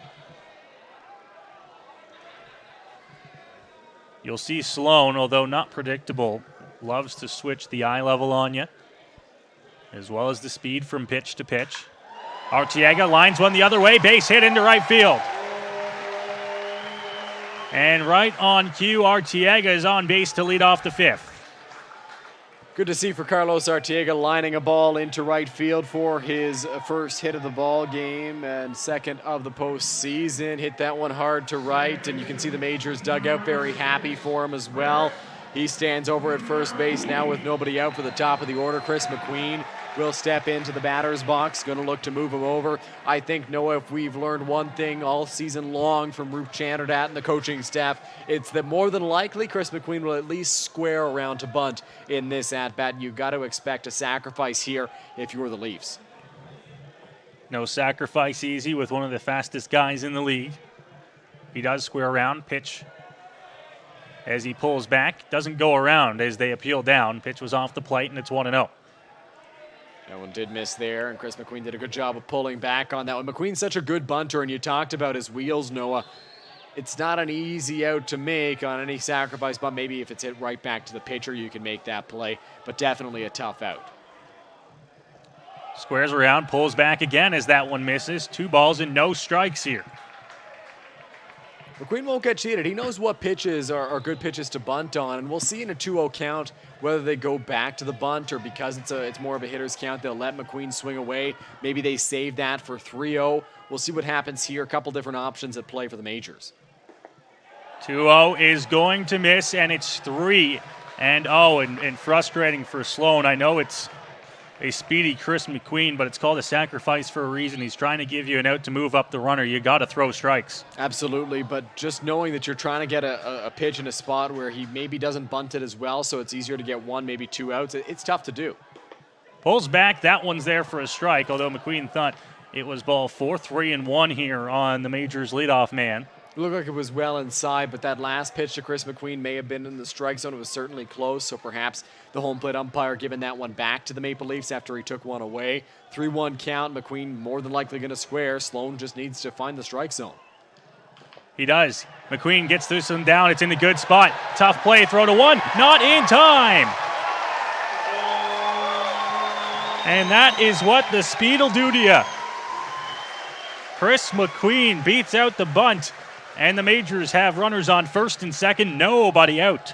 Good bunt there from Chris McQueen, and kind of took a hop, bounced back towards Justin Marr. He was expecting it to continue to roll It stopped in the grass and had to recover. Made a strong throw to first base, but wasn't quite on target. So Damon Toppoli goes out to the mound to talk to his pitcher.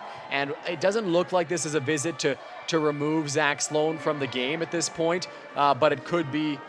It could just be to get him in the zone, locked in a little bit more. There is action in the Maple Leaf bullpen, and we will try to bring that to you as soon as we can.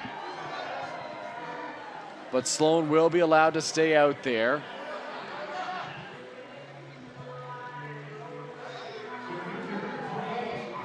It looks like that is Brendan Lyons out there in right field for the Maple Leafs, loosening up.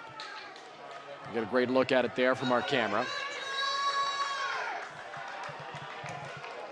So the Leafs looking to try and get out of a little bit of trouble here. Swearing around to bunt and getting this one down, but foul. You got to know it's a possibility with the two-hitter at the plate.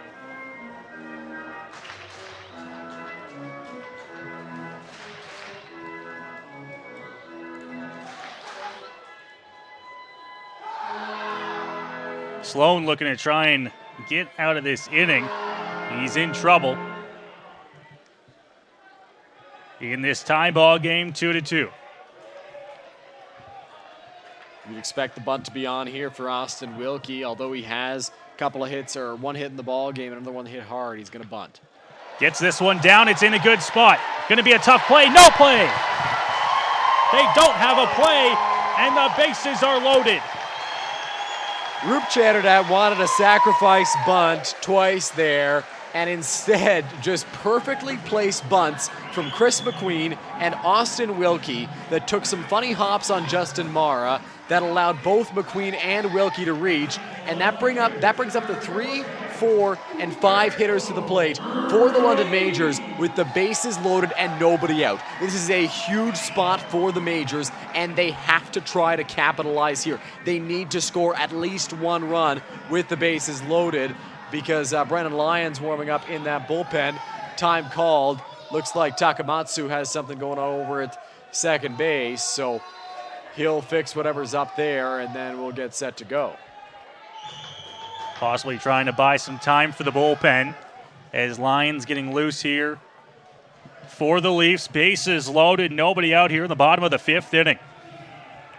Huge spot for Humberto Ruiz. And Ruiz, the guy at the plate to do it. He's got 2 hits in the ballgame. First pitch missing low, 1-0.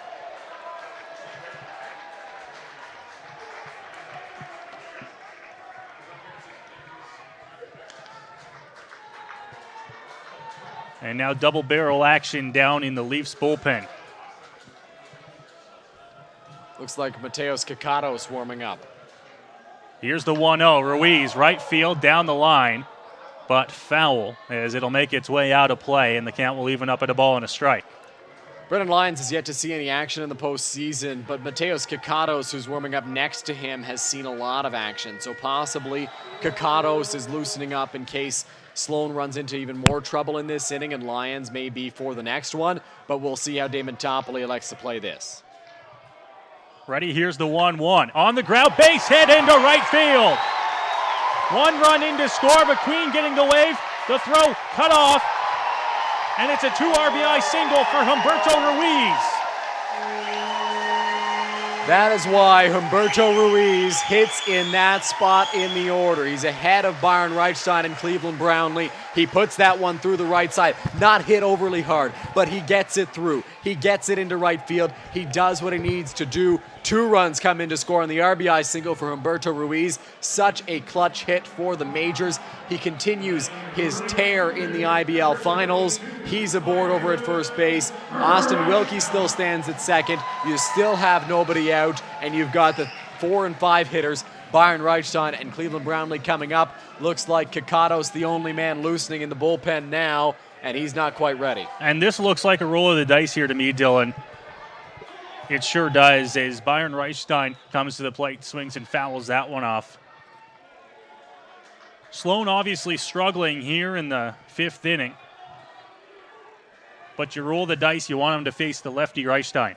Yeah, I don't think we'll see Zach Sloan face Cleveland Brownlee, but in a lefty-lefty matchup, you'll take your chances between Sloan and Reichstein.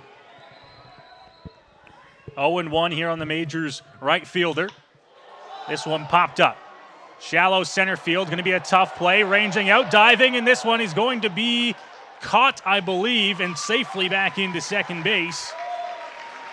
So just the one out on the play. Good play there out in center field by Chandler McLaren, who has moved over to center from left. Did a good job coming in on that pop fly and making the grab to retire Byron Reichstein. We'll see if Topley allows Sloan to face Brownlee here.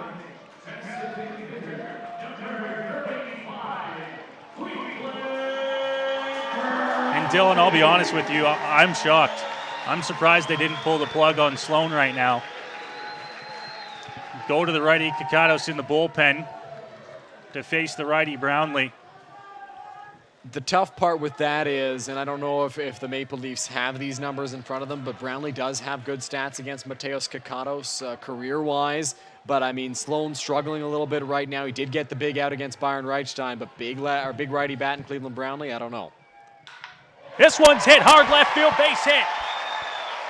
They're going to hold everybody 90 feet, but Brownlee loads the bases.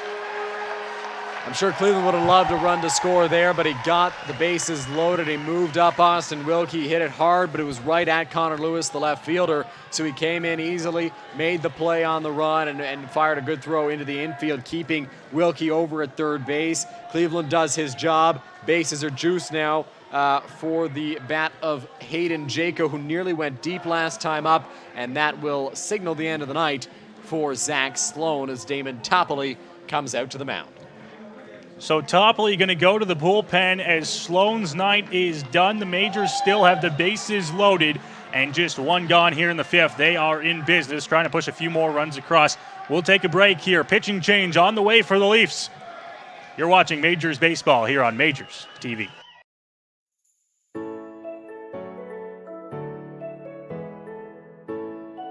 Welcome to Modern Health and Performance. The MHP team here provides patient-centered care custom to your needs.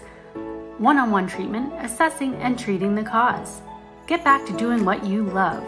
Offering chiropractic, physiotherapy, massage, and custom orthotics. Our team is here for you. Book your appointment online today. New patients always welcomed.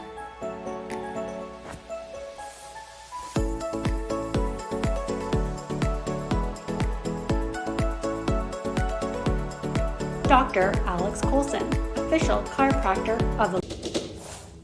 I'm looking for the silver lining, so tell me where it hides. I know I got some lightning, currents running through me. I found that silver lining on the inside of me. Welcome to Labatt Park, the world's oldest baseball grounds. Don't miss your chance to walk the same field as some of baseball's most legendary players. View artifacts inside the original clubhouse.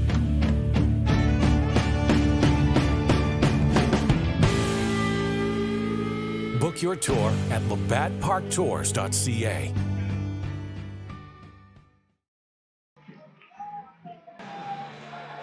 We welcome you back here to Labatt Park as we have a pitching change to announce, Dylan.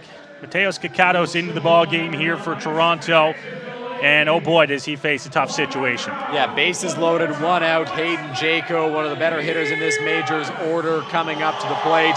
It's not an easy spot for Mateos Kakatos to come in and face these London Majors. We'll see how he fares in this situation. He's got speed at third base, speed at second base, and Cleveland Brownlee at first base, who would be upset if I didn't call him a speedy runner as well.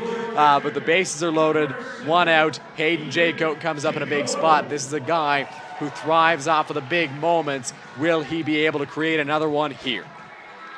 It's Hayden Jaco with the bases loaded. For Kakatos, he knows he's just a ground ball away from getting out of this. For Jaco, he's a base hit away from possibly cracking this thing open. First pitch outside, ball one.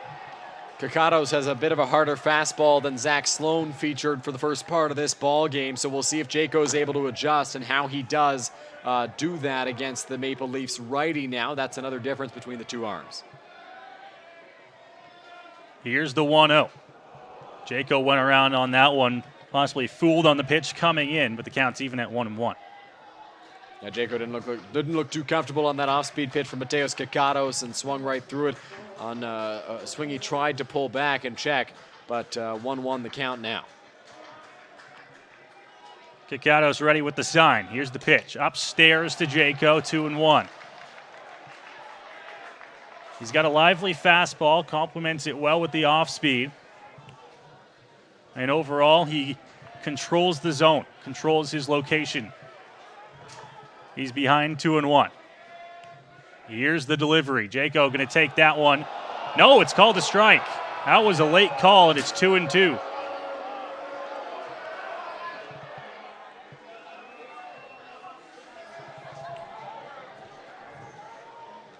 Tough call there for Hayden Jaco, but for him, you just got to lock in right now and try to do some damage here in a 2-2 count. The big 2-2 here to Jaco. Here's the pitch, takes it low. So now at full count, 3-2. Bases loaded and a big pitch coming here for Kikatos. Crowd getting into it here at Labatt. Here's the 3-2, upstairs, ball 4. And a run comes in to score. It's a 5-2 ball game.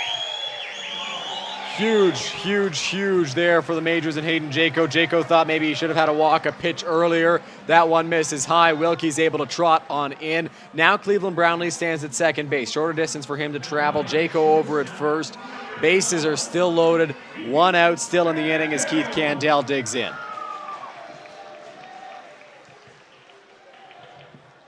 Keith Candell with the bases loaded here. Major's still in a big spot.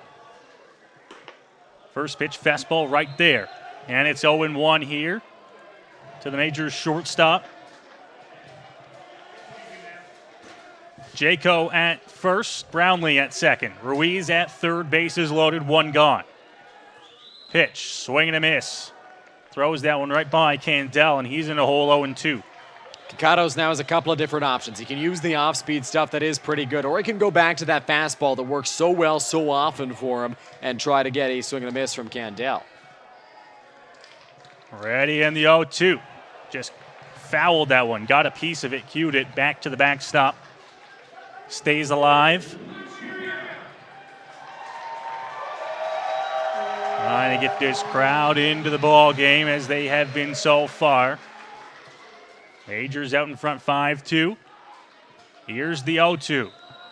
Kikatos leg kick delivered and fouled. Good job by Keith Candell battling up there at the plate. With an 0-2 count, went down 0-2 very quickly, but able to fight off some tough pitches, staying alive.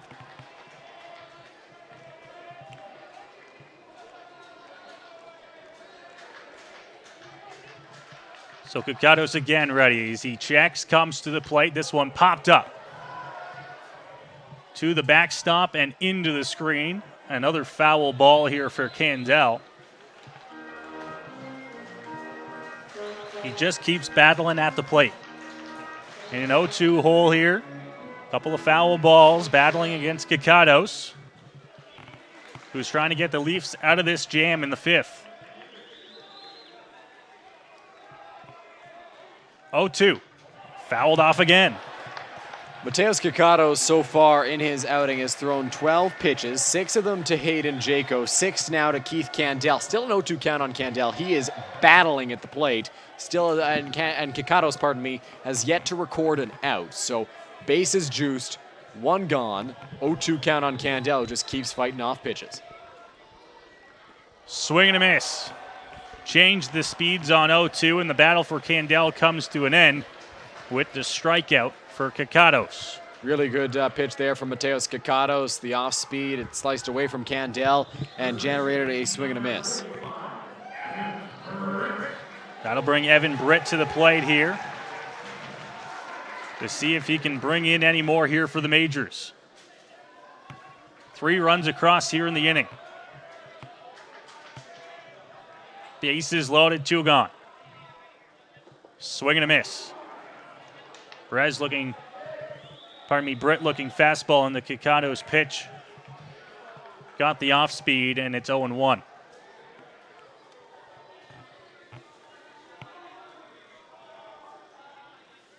Here's the look again, fouled off by Britt this time.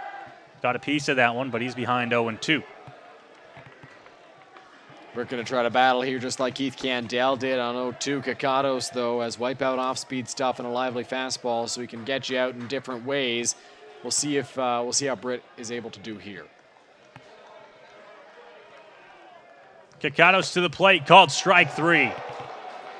Britt is down on strikes, and the Majors will strand the bases loaded, but not before 3 runs come across the plate, and the Majors retake the lead 5-2. We're going to the 6th inning here at Labatt Park. Dylan Baker on the call. When we return, you're watching Game 3 of the IBL Finals here on MajorsTV.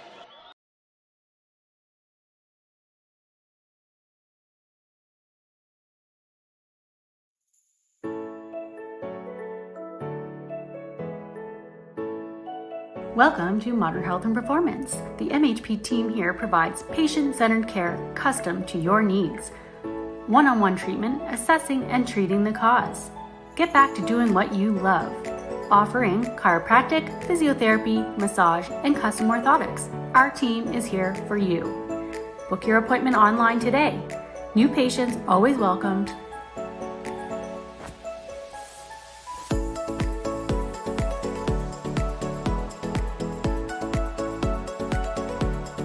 Dr. Alex Colson, official chiropractor of the London Majors. I'm looking for the silver lining, so tell me where it hides. I know I got some lightning, currents running through me. I found that silver lining on the inside of me.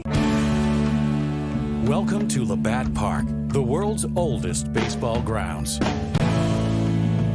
Don't miss your chance to walk the same field as some of baseball's most legendary players. View artifacts inside the original clubhouse.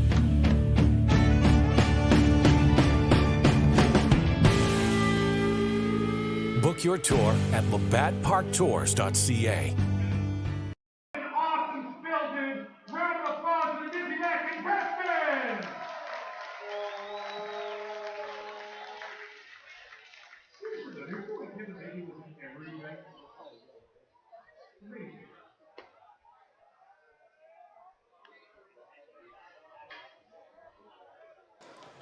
Welcome back to Majors Baseball here on MajorsTV. The Intercounty Baseball League Finals between the London Majors and the Toronto Maple Leafs. We get you set for the top of the 6th inning. Eduardo Perez still out there. He's got the heart of this Maple Leafs order, led by Sean Riley, to deal with.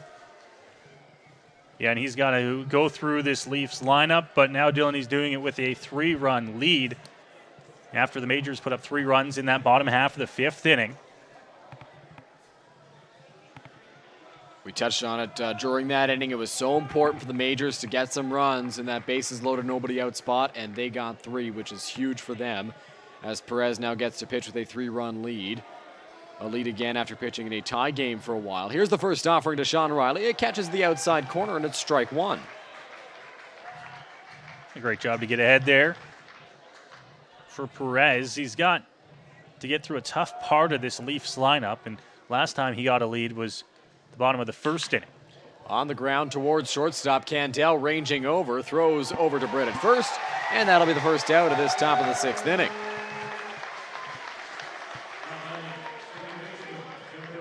And a great job there. Get your first out. Get yourself ahead in the inning, especially after your team goes out there and puts up 3 runs in the bottom half of the 5th. Go out there, calm down, get yourself a ground ball out. That's exactly what he did. He's just 2 outs away from working through this inning. Here's the offering to Garrett Takamatsu. That will miss for ball 1. Takamatsu in the ballgame 0 for 2.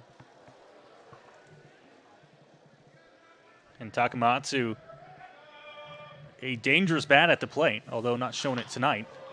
That one gets fouled off towards the first base side.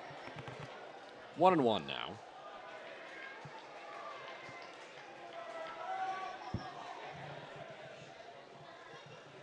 For Perez here, you can see the pace he has out there when he gets comfortable, gets a lead, he slows down a little bit. The offering, Takamatsu fouls that one back, and the count will move now to a ball and 2 strikes on the Maple Leaf second baseman. 5 runs, 11 hits, 1 error in the ball game for the Majors. 2 runs, 3 hits, no errors for the Maple Leafs. Into the windup goes Perez. The 1-2 breaking ball, swing and a miss from Takamatsu, and that'll be the second out of this inning. Oh, and what an off-speed pitch that was. Goes with it. And really the location, the best part about that outside portion of the zone, looks like it's going to be good coming in and then just breaks away from your bat. And there are 2 gone here in the top of the 6th. So Marcus Connect digs into the batter's box now, homered earlier in the ball game, and that was in the second inning after the Majors originally took the lead. Now that they've retaken it, I'm sure Connect would like to do what he can to get his Maple Leafs back into the ball game. The pitch is a line drive into right field. That's a base hit, and Reichstein will get in front of it, make the play. But Connect is aboard with a single. When he hits the ball hard, Dylan, he hits it hard. One of the hardest hitters in the league. Takes that one the opposite way into right field, and he's on base with 2 outs here in the inning.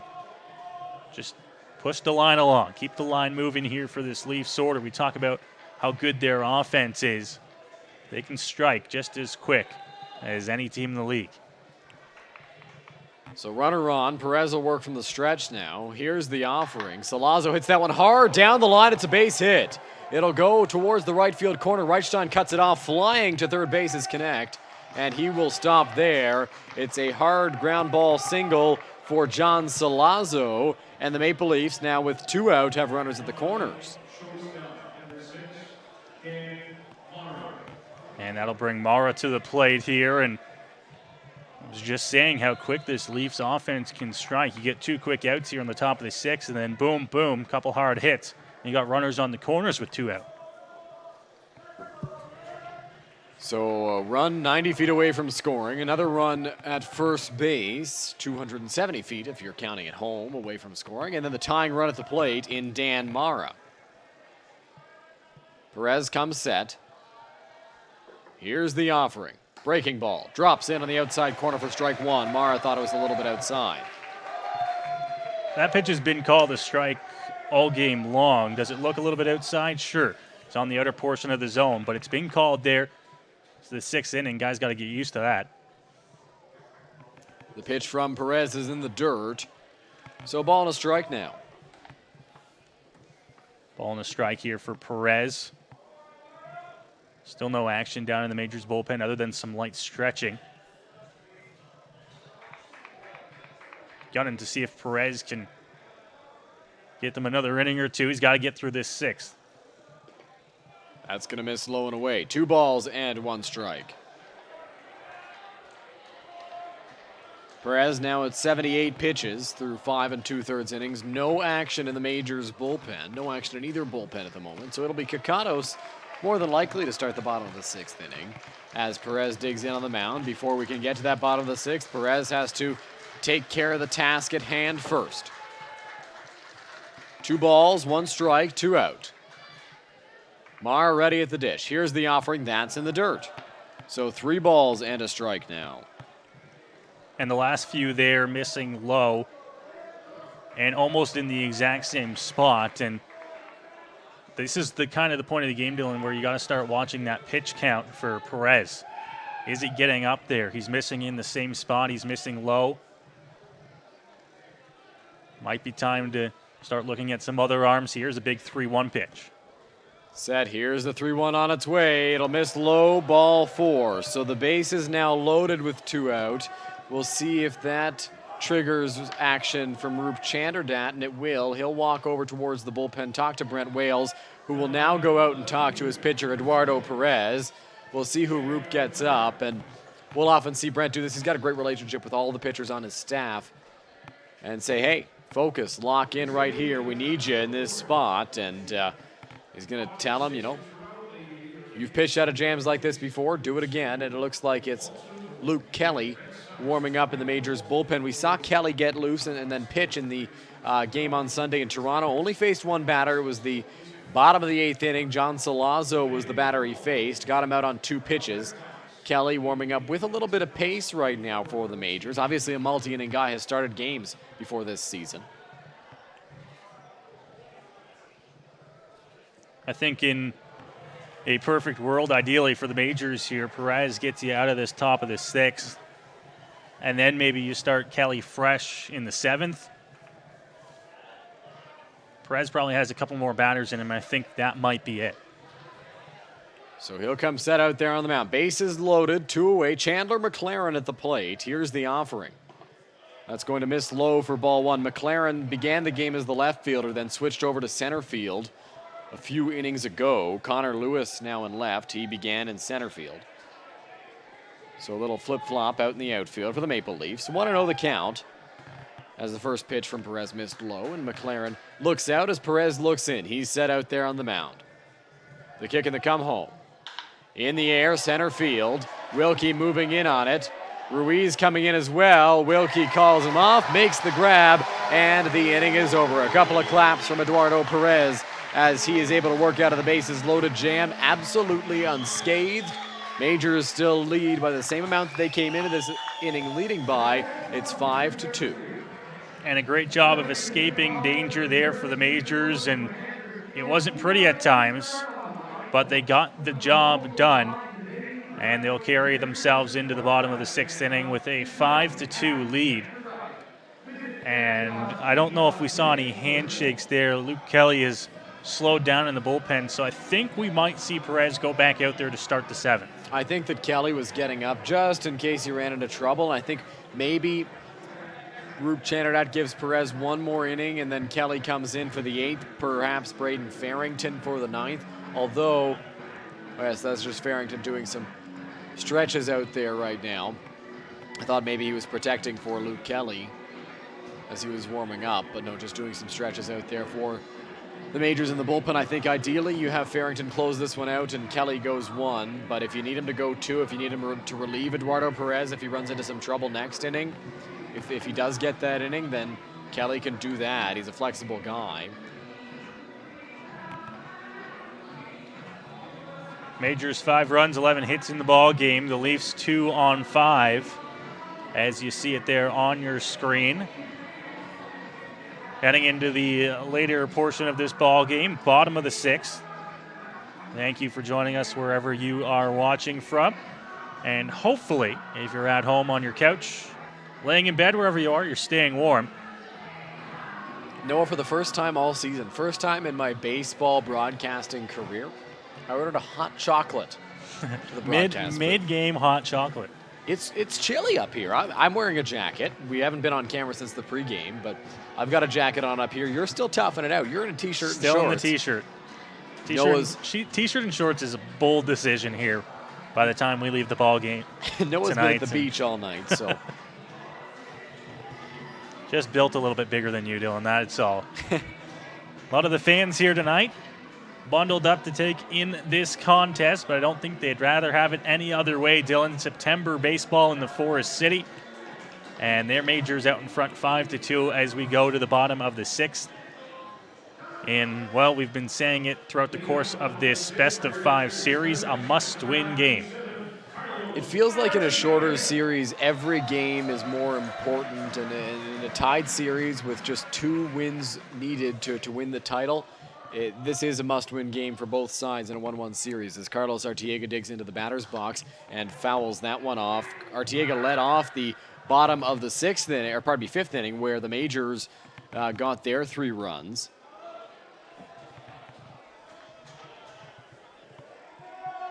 Majors 3 runs their last time at bat. That's a line straight back towards us, a little bit lower than us, I would say. And it's 0-2 now to Carlos Artiega, the Majors' 3rd baseman. 1-4-2 in the ball game. Kakatos looks in and comes set out there on the mound. He's got his 0-2 ready and on the way. In the dirt, well outside as well, and it's a ball and 2 strikes. Just looked like he might have overthrew that one on 0-2. Arteaga, not quite Chris McQueen level, but tough to struck out. The 1-2. Arteaga on the ground towards first base, takes a funny hop. Castaldo has to barehand it and makes the play over at first base. Some strange spin on that baseball. Nearly got by Jordan Castaldo, but is able to make the grab with his throwing hand and gets the out. Yeah, that one was hit over to first, and similar to, I believe it was Evan Britt out there when we saw a funny hop. Bounce from glove side over to bare hand side and able to make that play. And that first out of the inning retired, and a big first out for Kakados. So 1 gone now. Chris McQueen will dig into the batter's box. McQueen 1 for 2 at a bunt single last time. It was intended as a sacrifice, but catcher Justin Mara unable to make the play on it as it kind of took a strange hop. That one will get the bottom of the strike zone against McQueen. It's 0-1.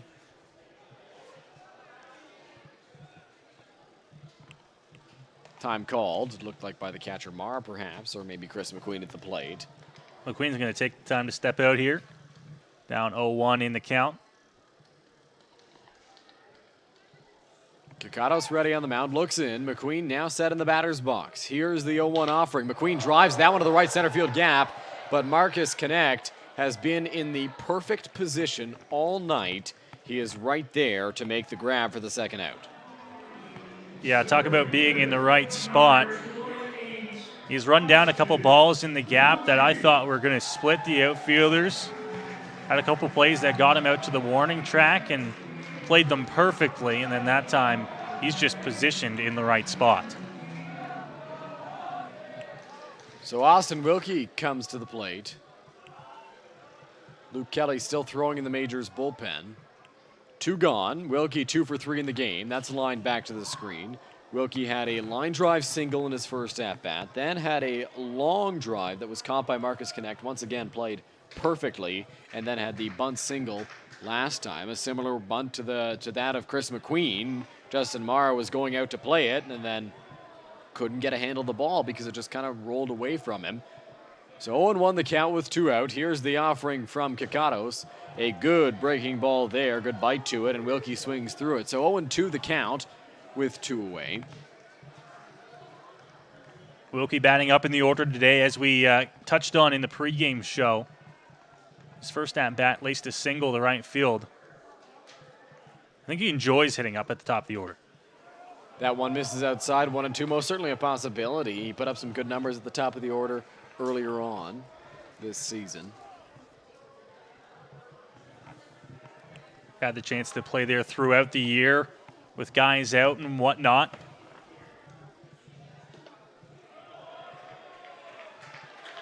As that one misses outside and the count moves to 2-2. So 2 balls, 2 strikes now in the Majors center fielder with 2 gone.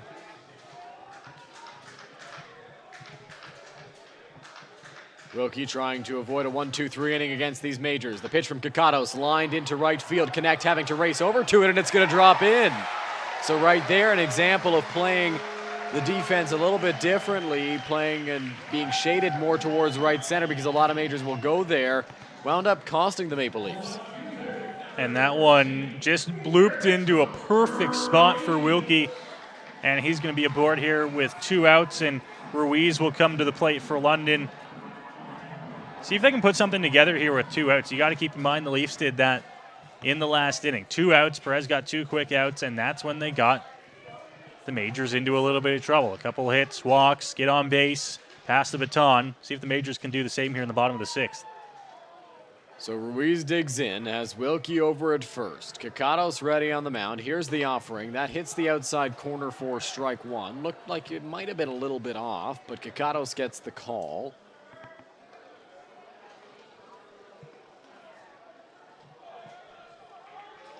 Kakados peeks over at first base. Wilkie, not an overly big lead over at first. Here's the offering. In the dirt, gets away from the catcher, Mara. He can't find it. Wilkie into second base. He's not stopping. He wants 3. Mara picks it up, and Austin Wilkie will be in there standing. A breaking ball in the dirt that got away from Justin Mara. He couldn't find it, and now the Majors have a runner 90 feet away. And what a heads-up play by Wilkie to round second hard. He noticed when he was no more than 20, 25 feet off first base that ball got away. Mara didn't see where it went, and he had a chance to go to third. That's exactly what he did, takes advantage of it, and that changes things here with 2 outs as a base hit can score a run. Here's the 1-1. Ruiz takes low. 2 balls and a strike. A little bit more energy in the crowd now that there's a runner so close to scoring the Majors' 6th run of the ball game. Ruiz today is 3 for 3. Going to look to make it 4 for 4 if he can get a base hit and score Austin Wilkie. That's a massive insurance run. Time called by Ruiz at the plate. Kikatos looked nearly ready to go. Just trying to break up Kikatos' pace a little bit. See if he can get in his head. 2-1. Here's the offering. Ruiz fouls that one off the catcher, Mara. 2 balls and 2 strikes now. Kikatos has a chance to get out of this inning with 1 good pitch to Ruiz. Big 2-out hit for Wilkie. Moves himself up to third, and now the Majors trying to cash him in. Ruiz is going to have to do it on a 2-2 count. 2 balls, 2 strikes, 2 out. Here's the offering to Ruiz. On the ground, up the middle, diving stop by Mara. Going to be a close play at first. Ruiz beats it out. Humberto Ruiz goes 4 for 4, and Austin Wilkie scores on a base hit. It's 6-2 Majors.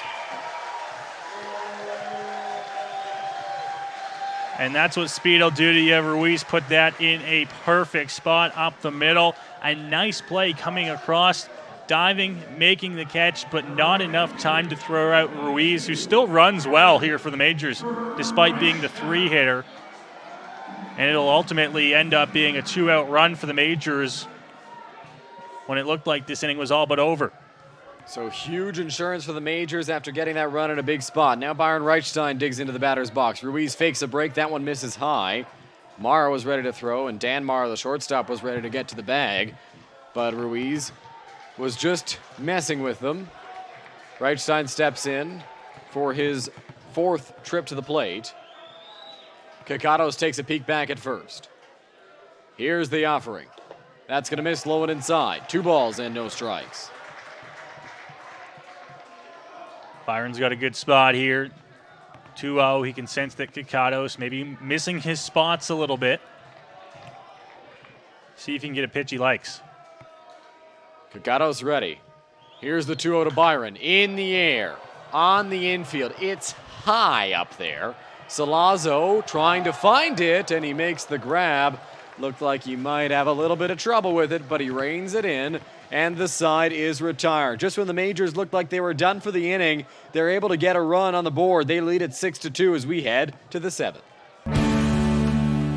Welcome to Labatt Park, the world's oldest baseball grounds.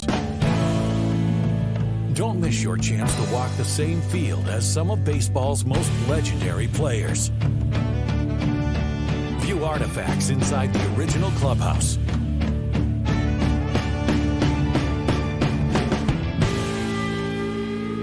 Book your tour at labattparktours.ca.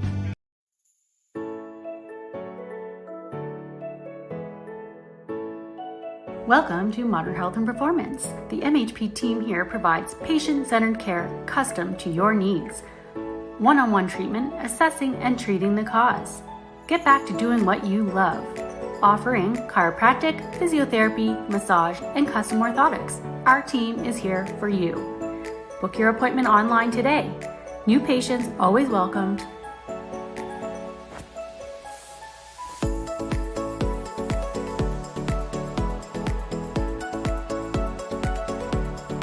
Dr. Alex Colson, official chiropractor of the London Majors. I'm looking for the silver lining, so tell me where it hides. I know I got some lightning, currents running through me. I found that silver lining on the inside of me. Yeah.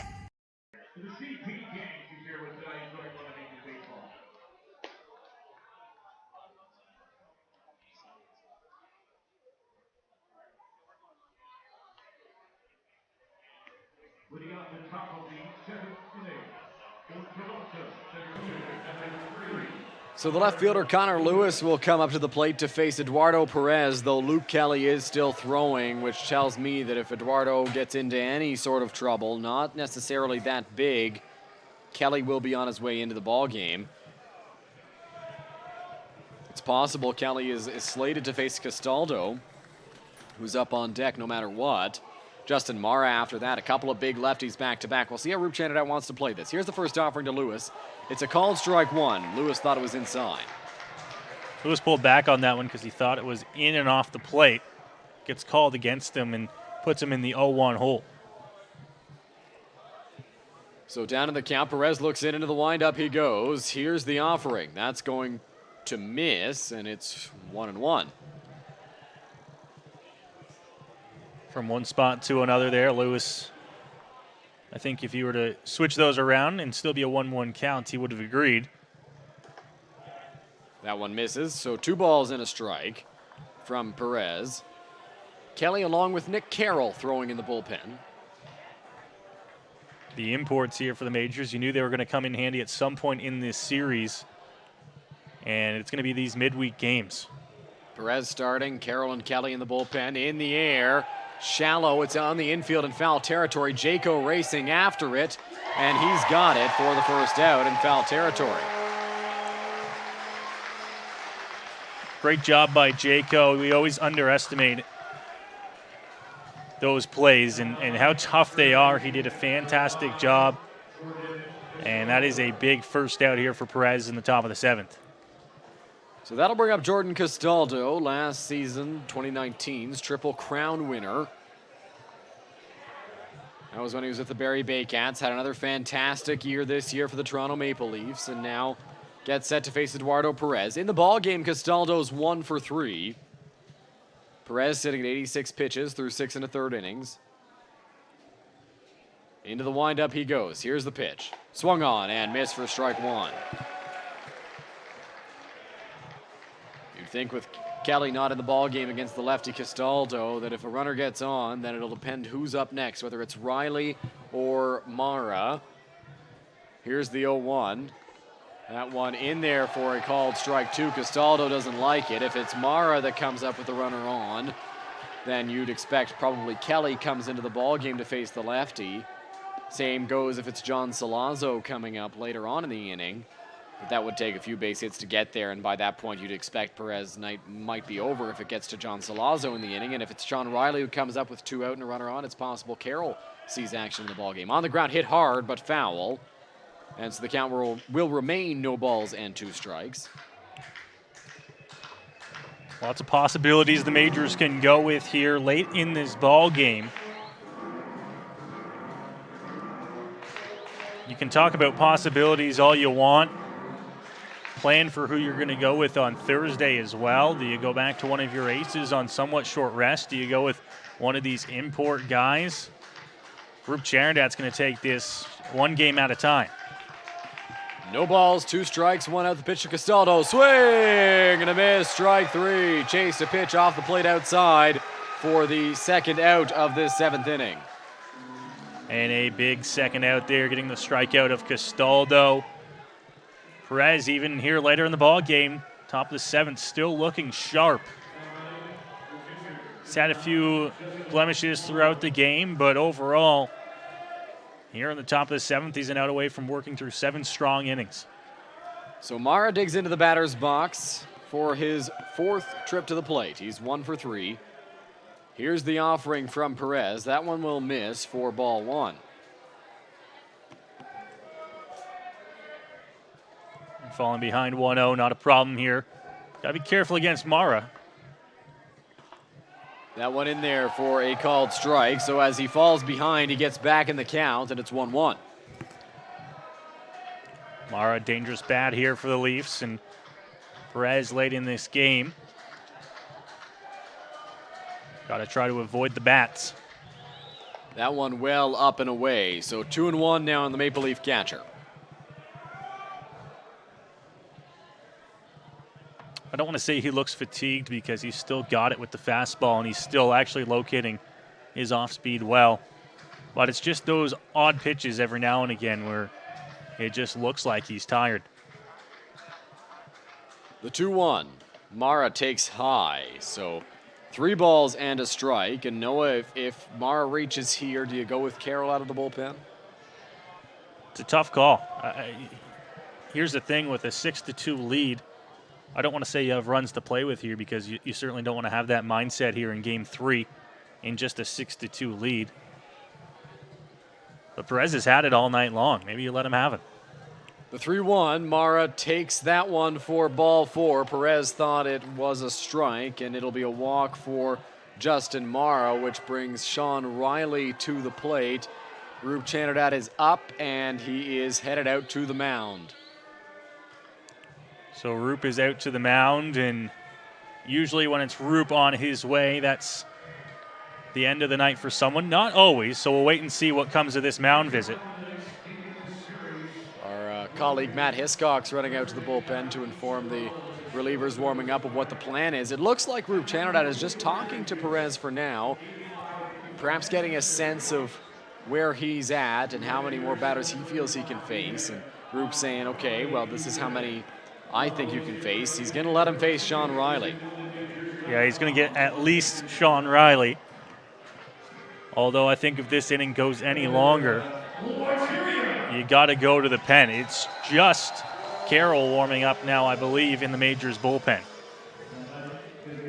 Kelly's putting the sweater back on. It's possible he gets back up next inning when the lefties, McLaren, Salazzo, and them draw near. But for now, it's just Carroll in the bullpen as Perez gets ready on the mound. He's got Sean Riley to deal with right now. Riley 0 for 3 in the ball game. Perez trying to make it 0 for 4. Time called by the first base umpire, Chris Walters. And it looks like a ball is in play on the field in left field. Got away from the bullpen. So Humberto Ruiz had to go track it down.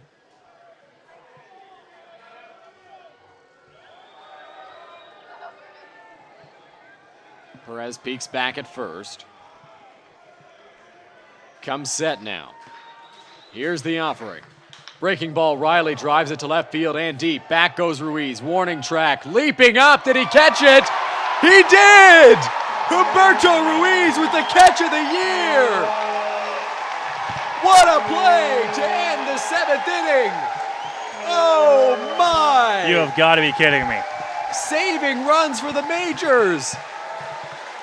What a play by Humberto Ruiz in left field. That ball was on its way out of here. And Ruiz brings it back. I'm at a loss for words, Dylan. I really am. Oh my gosh, what a fantastic play by Humberto Ruiz, scaling the wall, timing his jump to perfection, and making an incredible grab. Wow, Sean Riley, you said it there, Noah. It looked like that ball was leaving the ballpark. Humberto Ruiz said, not on my watch, and made a fantastic grab.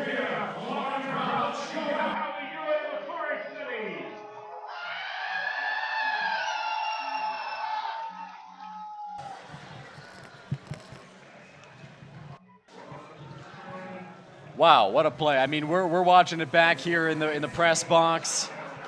Ruiz leapt up, pulled it back. It was over the fence, Noah. I don't think I've ever seen anything like that live, Dylan.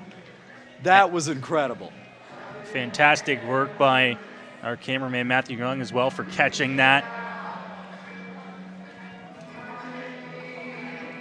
Wow.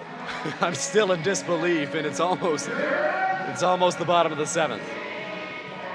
It's stretch time here at Labatt Park, and the fans on their feet and in great spirits after the ending to that top half of the 7th.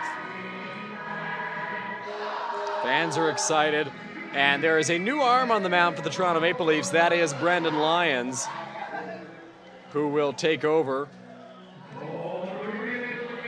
for the Leafs for Mateos Kakatos.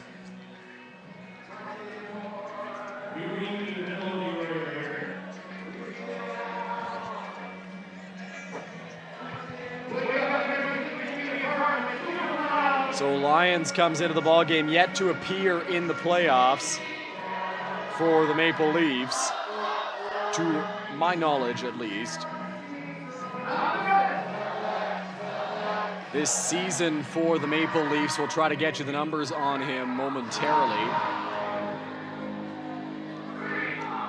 Lyons in the regular season for the Leafs pitched in 5 games. All 5 of them were starts, went 1-2 with an 11.20 ERA.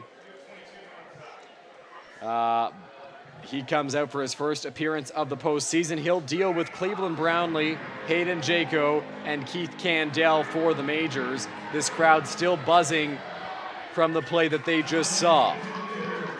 And do you blame them?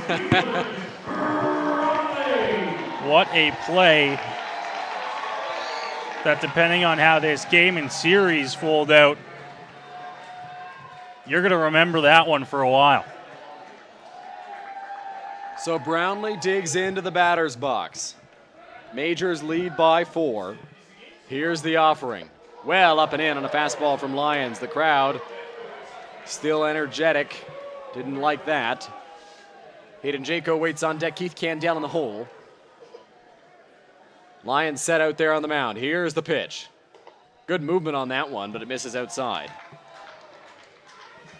Bottom of the 7th here, and Cleveland Brownlee trying to ride off the momentum from that top half of the 7th. Here's the pitch. That misses high.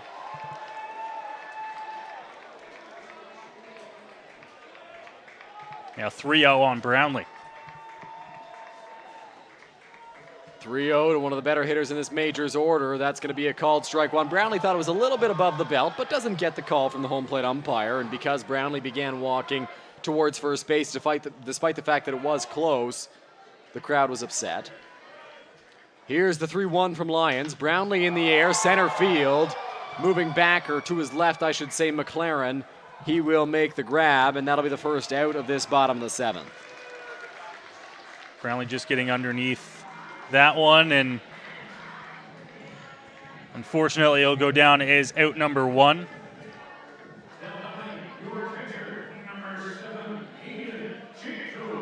That'll bring Hayden Jaco to the plate here. Laced a double earlier on in this ball game. Nearly a home run. In fact, the umpires thought it was a home run, but it did bounce. So Lyons set out there on the mound. Here's the pitch. Jaco squares around a bunt, pops it up, and that one will be foul. A high pitch from Lyons. Jaco tried to catch the infield off guard, which he did, but nearly popped into it out. Not always what you expect here from Hayden Jaco, who's already ripped a double to the wall in the ball game. Nobody on for a sacrifice situation, but that's part of the game the Majors have played all season long. You never know who or when they are going to possibly lay one down, try to play some small ball. So Lyons looks in. Jaco ready in the batter's box to face him with 1 out. That's going to be a ball high, so 1-1. Jaco did not square around on that pitch. It's typically something he only tries once when everybody's kind of napping on the infield in his eyes, as that one misses low and away. So 2 balls and a strike. Now that everybody knows, okay, Jaco squared around in the first pitch, they will be more aware and ready for it. So he has not squared around since. 2 balls, 1 strike. Lyons out there on the mound. Here's the offering. Jaco in the air, right field, connect, moving under it. It's shallow, and he'll make the grab for the second out. Jaco not getting enough of that one. Lifting it out to right field, connect. Easily running that one down, and there's quickly 2 gone here in the bottom of the 7th inning. And that'll bring up shortstop Keith Candell to the plate.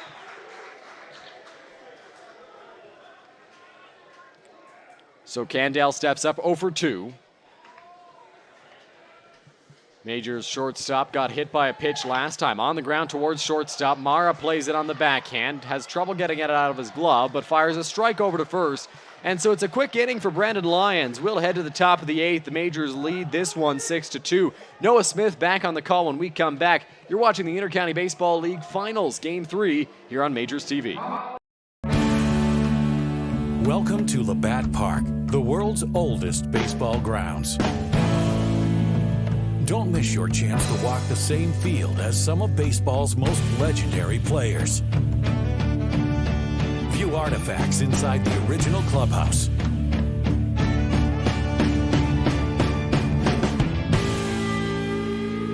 Book your tour at labattparktours.ca.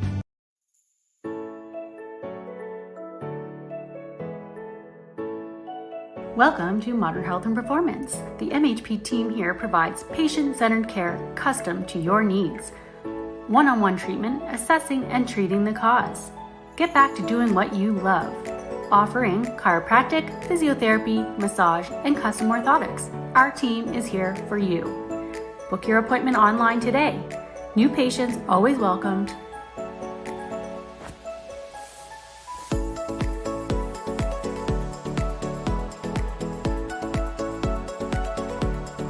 Dr. Alex Colson, official chiropractor of the London Majors. I'm looking for the silver lining, so tell me where it hides. I know I got some lightning, currents running through me. I found that silver lining on the inside of me. Yeah.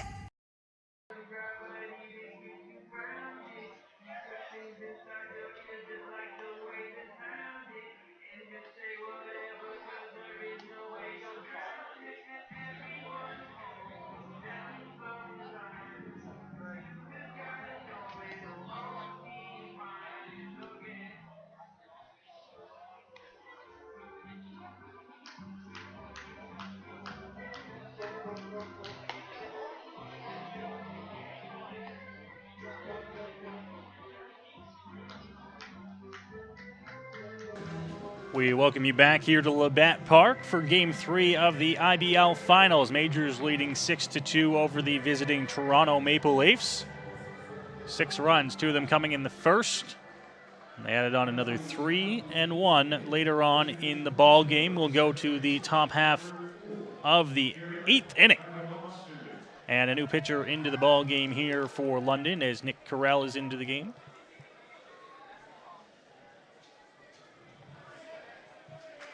And Carroll looking to bring the Majors through this 8th and possibly beyond. His first pitch is going to miss upstairs, move the count to 1-0. Carroll, one of the import players coming over for the Majors this season. Playing a big role for this club and will need to be in a big role for this club in this finals, especially this Game 3. That one there for a strike, and it's now even at 1-1.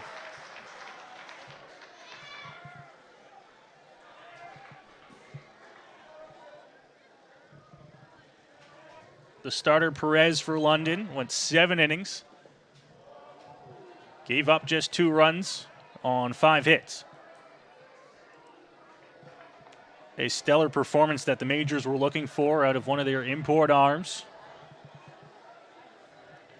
And now they're going to rely on another to get them through the 8th and possibly 9th inning here tonight.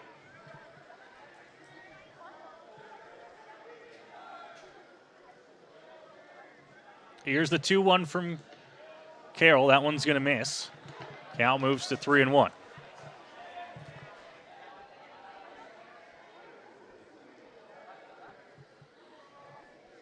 Tough spot here as the Leafs looking to try and get back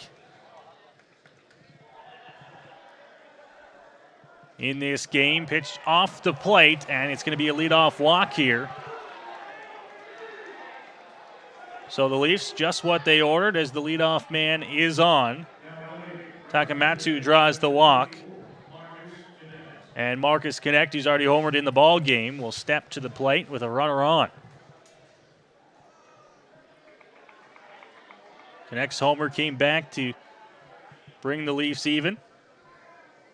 As now Hayden Jaco will head out to the mound and chat things over with Carroll.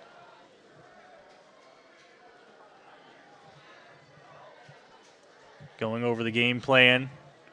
Possibly if the runner gets to second, what they will do.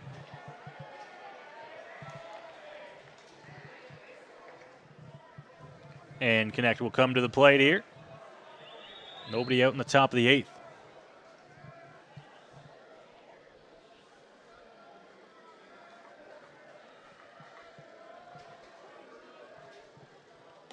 First pitch, fastball up and in, and it's going to be 1-0 here to Marcus Connect.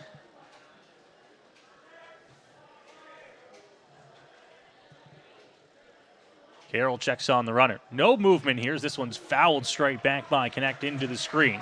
And the count even at 1-1. Carroll, a bit of a different look than Eduardo Perez out there on the mound. Carroll features less hard stuff, more off-speed, more movement than Perez maybe does. We'll see if the Maple Leafs are able to adjust at slowing it down and not speeding things up as of right now. Swing and a miss. And the count moves to 1-2 now. Carroll looking to try and punch out Connect and get himself the first out here in the top of the 8th after walking the leadoff man.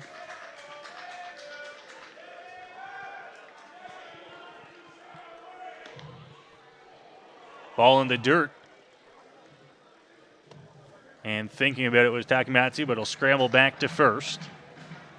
Good block there by Hayden Jaco, and Takamatsu took a couple of steps off the bag. He looked like he may have been ready to go to second base, so I wondered if Hayden Jaco was going to make a throw over to first, but elected not to. Probably the safer bet to do that, not throw over and try to nab Takamatsu.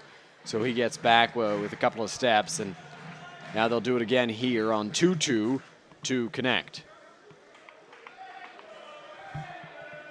Big pitch coming here to Connect as Carroll has a 2-2 count. And the home plate umpire making sure everyone on the field clear of what the count is here. 2 balls and 2 strikes.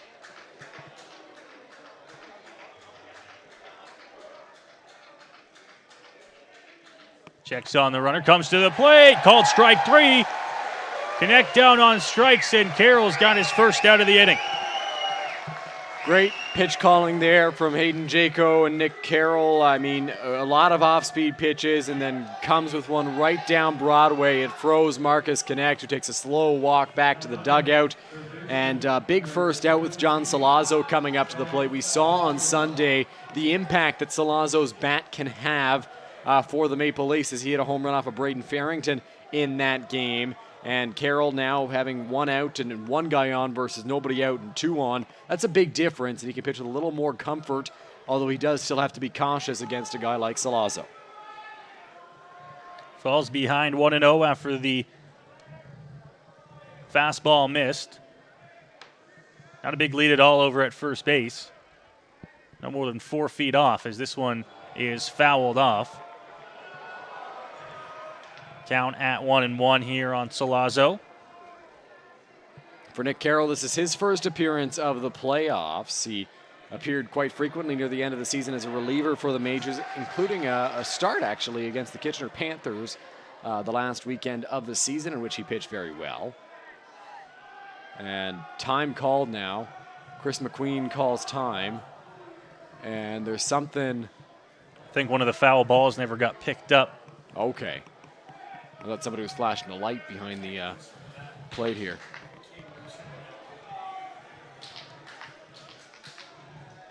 So a 1-1 here after the ball came back down from the netting, and we're ready to go. Here's Carroll's pitch. That one gonna miss, although not by much, and the count moves to 2-1. Good pitch there from Nick Carroll. Just did miss the strike zone. Salazzo with the take, and now Carroll has to do it again. Now behind the count, 2-1. This ball hit in the air, right field. Carrying back towards the wall, and this one is going to clear the wall. A huge shot there for Salazzo. And the Leafs back within a couple here. It's 6-4. You know, I mentioned, Noah, that you have to be careful with John Salazzo. He showed us why on Sunday when he hit a towering home run at Christie Pitts off of Braden Farrington. The righty Nick Carroll for the Majors out there now is very similar to Farrington. They offer a similar pitching style. Neither guy is going to blow you away with a fastball and throw it past you, but they have great movement and they rely heavily on their off-speed pitches. So Salazzo able to use that approach that helped him against Farrington and apply it against Carroll, and it wound up resulting in a home run for him, so it's a 2-run ball game. Strike called there, and with that home run, we saw Luke Kelly getting warmed up when Carroll was getting loose, and now he's back throwing down in that Majors bullpen. Off speed inside. Almost hit him. Counts at 1-1 now. And Young, we've talked about it throughout the broadcast. You can never count this Leafs team out. You get up 6-2. You're pitching well. You feel like you're really flowing through this game, and then a huge home run brings the Leafs right back within striking distance. That one's there for a strike, 1-2. Yeah, and that just magnifies the importance of that Humberto Ruiz catch. If he doesn't make that grab, it's a 6-6 game right now after that John Salazzo home run, because that would have been a 2-run shot for Sean Riley. So a huge grab there, and it's important for Carroll to work out of this. Now this one's going to be hit into left center field for a base hit. So the Leafs bats coming alive here in the 8th inning, as they have a man on with just 1 out. Already 2 runs across. Tying run comes to the plate. It's Chandler McLaren. Roop Chanardad up from the bench, looks out to the bullpen, and now will walk out to the mound. We'll see if that's to remove Carroll in favor of the lefty Kelly to face the lefty McLaren, or whether he's trying to motivate his pitcher on the mound, and Kelly now walking towards the field. So it looks like that's going to be the end of the night for Nick Carroll, as Luke Kelly will come in to face the lefty. Not going to take his chances here is Roop Chanardad, going to go to the lefty, and for Carroll, all that shows you is that, hey, I'm not going to waste any pitches here. I need you later on in this series as well. So Luke Kelly will come into the game. We'll take a break. Pitching change coming for the Majors. We'll see you on the other side.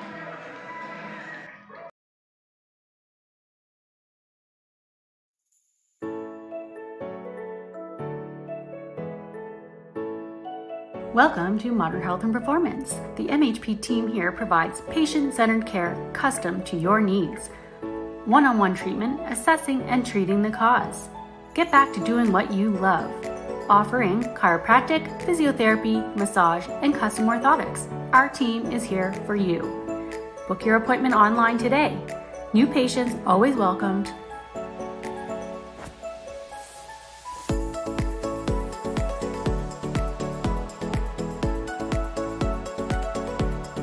Dr. Alex Coulson, official chiropractor of the London Majors. Welcome to Labatt Park, the world's oldest baseball grounds. Don't miss your chance to walk the same field as some of baseball's most legendary players. View artifacts inside the original clubhouse.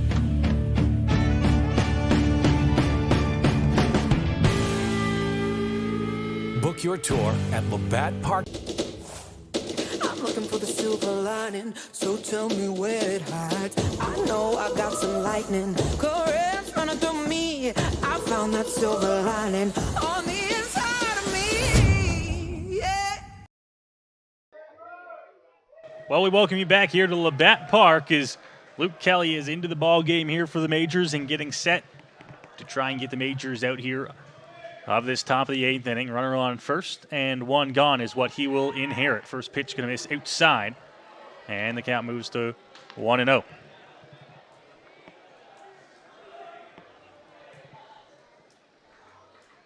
Leafs not out of this ball game. 6-4 the score. Pitch called a strike, and the count's even at 1-1. Luke Kelly came in a similar spot in the 8th inning of the game on Sunday to face John Salazzo, who is a left-handed hitter, power lefty, and was able to get an out very quickly. Now faces the lefty McLaren here in the top of the 8th. Hits that one to left field, but foul. So 1-2 here as Kelly gets ahead. One of the things you hear when you ask the Majors coaching staff about Luke Kelly is he's got such phenomenal movement on his pitches. His pitches break left to right, and it's ridiculous. Called strike 3, and he is not impressed. McLaren thought that pitch was up in the zone. but he is called out on strikes. Good movement on that one from Luke Kelly, and McLaren thought that was a little bit high. Damon Toppoli coming over towards the home plate umpire, pointing at something, and that's Grant Tamani will come in as a pinch hitter. So Grant Tamani will take over for Connor Lewis. And Tamani, I don't believe, has played in this series. Getting a pinch hit opportunity here with a runner on first.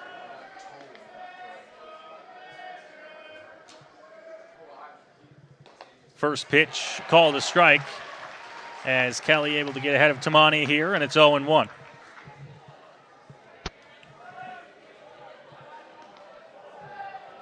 Kelly checks on the runner. Now the lefty comes to the plate again, drops it in there for a strike once more, and now he's up 0-2. Kelly's so tough to face because he can move it all over the strike zone. Another really good offering there, and now has a chance to strike out Grant Tamani. Here's the pitch way upstairs. That one's going to go all the way to the screen. And the runner will just hold at 2, but Kelly either overthrowing that one by a ton or having that one slip on the 0-2 pitch. And that'll put the runner up into scoring position with 2 away here in the top of the 8th. And not really sure what happened there on that pitch from Luke Kelly, but it was very, very high. And so Dan Mara able to move up to second base. Keith Candell went over to talk to him, said, hey, lock in, we got this. 2 gone, 2 strikes on Tamani. What better way to come back after that than to set him down? Here's the 1-2. That one will get away from him as well. So moving up to third base now on back-to-back pitches that went to the backstop for Kelly. So now Chris McQueen will come in to talk to his pitcher, and that's something we'll see him do quite often. When he feels his pitcher is getting out of his groove a little bit or needs a little bit of a talking to, he will be the first one to go over there and say, hey, listen, trust your stuff. Don't try to do anything that's too much. And that's, I think, what's happening with Kelly right now. He's excited. The fans are into it, and he's just missed badly with those last 2 pitches. If he uses all that funky stuff he's got, he could have success. Pitch to the plate, fouled off out of play. And a nice catch made out there in the seats. Found the strike zone there after the talk from McQueen and got a foul off from Tamani. Interesting to see what they come with here. I think you go with the fastball. Here's the 2-2. This one fouled off towards the Leafs dugout. With a guy like Grant Tamani, who's not going to hit for too much power, but he will slap the ball the other way, you've got to work in on the hands. And that's what Kelly and Jaco are doing right now. They're busting Tamani inside. Right now he's just getting jammed and fighting it off foul. 2-2, swing and a miss. And Kelly is pumped up as he gets the strikeout to end the inning. After going inside, just goes up.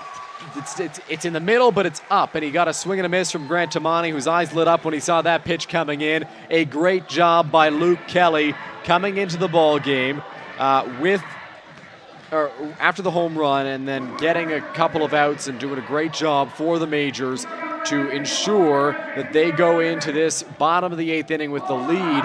If the Majors can add on here, that would be huge, but a phenomenal job by Luke Kelly getting out of this.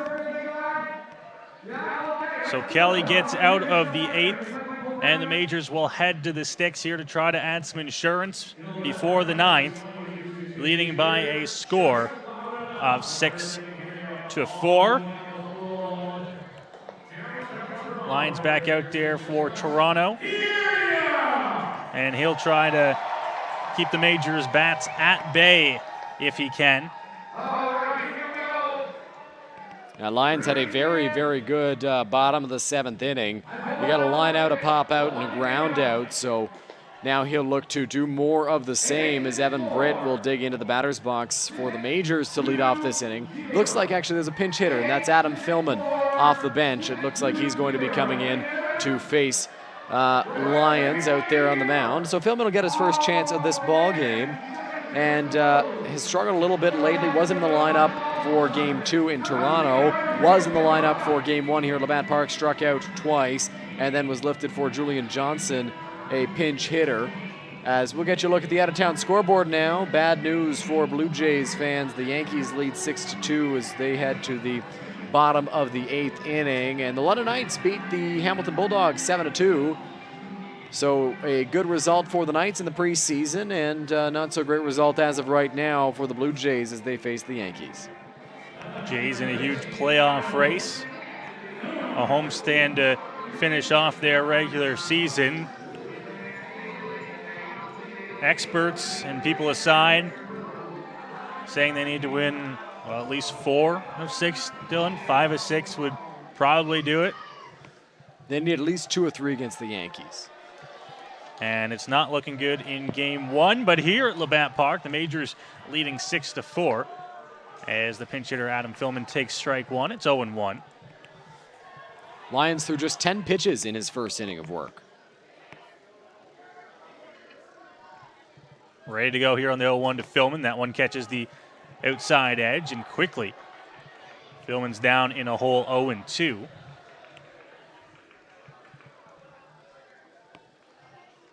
Lions ready as he grabs his sign to the plate. This one fouled off right in the feet of the umpire and the catcher, and we'll stay at 0-2.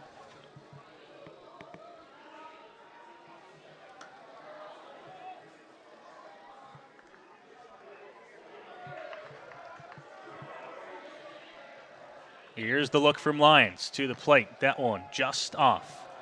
Doesn't quite get the call on the outer edge, and they'll have to come at Philman again on the 1-2. Philman trying to battle here with 2 strikes. Obviously always tough as a pinch hitter coming into the ball game without any reps. You have to be ready to go. You have to be stretching on the bench, and we'll see how he fares here on the 1-2. This one hit off the end of the bat over to second base. The throw to 1 will be in time to get Philman. And there is quickly 1 gone here in the bottom of the 8th inning. Really good breaking ball there from Brennan Lyons, the pitcher. Philman was way ahead of it, got it off the end of the bat and just cued it towards the second baseman, Garrett Takamatsu, for the first out of this bottom of the 8th inning. And so Carlos Arteaga will step into the plate. He's 1 for 3 today, hit a line drive single that ignited the rally for the Majors in the bottom of the 5th inning.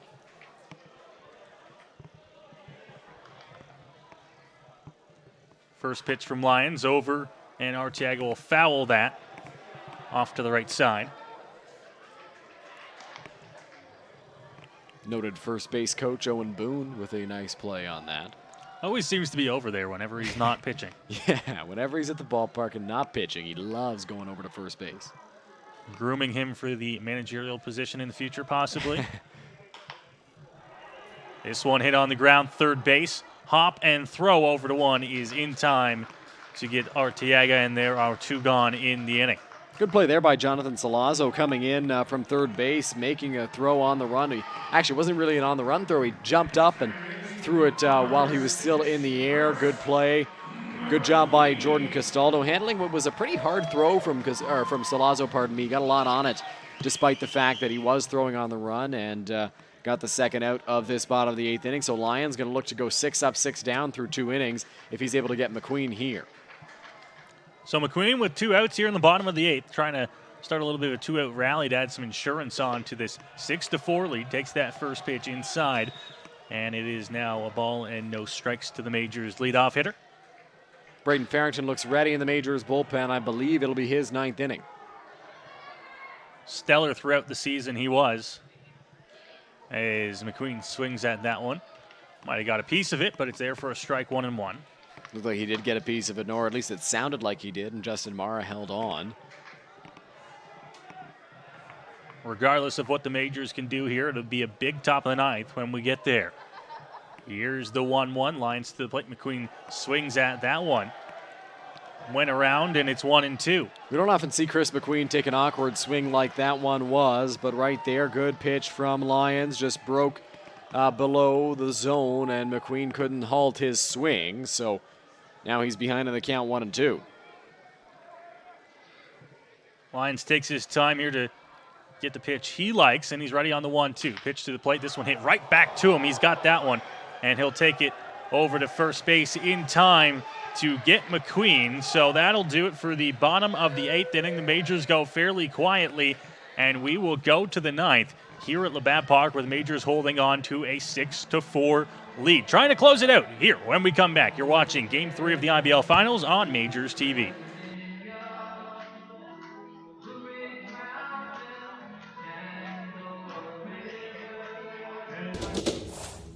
I'm looking for the silver lining, so tell me where it hides. I know I got some lightning, currents running through me. I found that silver lining on the inside of me. Yeah.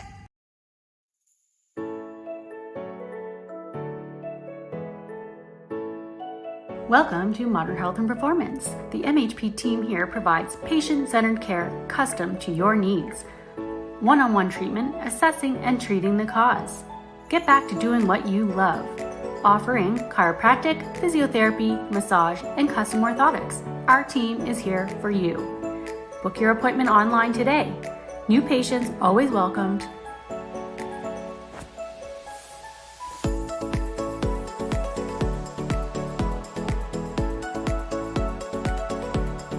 Dr. Alex Coulson, official chiropractor of the London Majors. Welcome to Labatt Park, the world's oldest baseball grounds. Don't miss your chance to walk the same field as some of baseball's most legendary players. View artifacts inside the original clubhouse.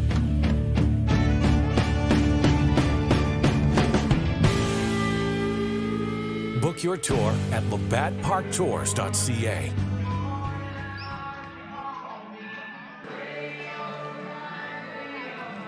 Country Roads Take Me Home blares through the ballpark, and we get ready to hopefully take you home here through the top of the 9th inning. It is a 6-4 London Majors lead here over the Maple Leafs. Luke Kelly back out to the mound for London to try and close this thing out, Dylan. Yeah, Luke Kelly heads back out there, and we saw Braden Farrington loosening up in the Majors bullpen. I think this is partially to do with the fact that Jordan Castaldo and Justin Mara, two lefties, are due up for the Maple Leafs.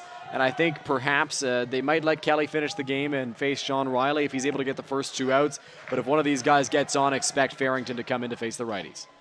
First pitch there for a strike, so Kelly will get ahead 0-1.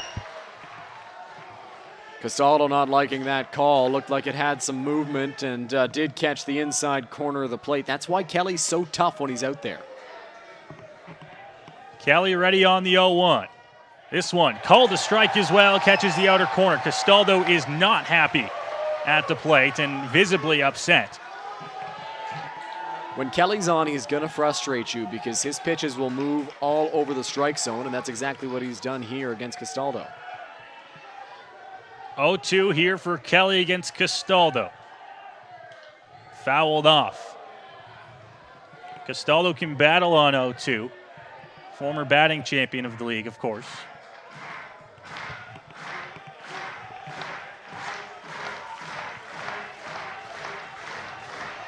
Fans trying to cheer Kelly along here through this 9th inning. Here's the 0-2. Upstairs, the fastball misses there to Castaldo. Kelly tried to elevate the fastball and get a chase from Jordan Castaldo, but it was too far up and in, and so he has to do it again now in a 1-2 count. Now fouled off at the plate. So Castaldo staying alive here. Couple foul balls on 2 strike pitches. Not going to be easy for the Majors here in the top of 9. Top of this Leafs order to face them here. Just a 2-run lead. Kelly on the mound. Farrington ready in the pen if needed. Here's the 1-2. Swing and a miss. What a strikeout for Luke Kelly, and there's one gone. Great job by Luke Kelly out there on the mound. Was mixing it up with Castaldo, was frustrating him at the plate, and then eventually finished him off with the cheese. Blew a fastball by him for the first out. Now has to deal with another tough lefty in Justin Mara. So Mara here. Another lefty for Kelly to face in the top of the 9th. Here's the first pitch. This one going to miss to Mara as Kelly falls behind 1-0.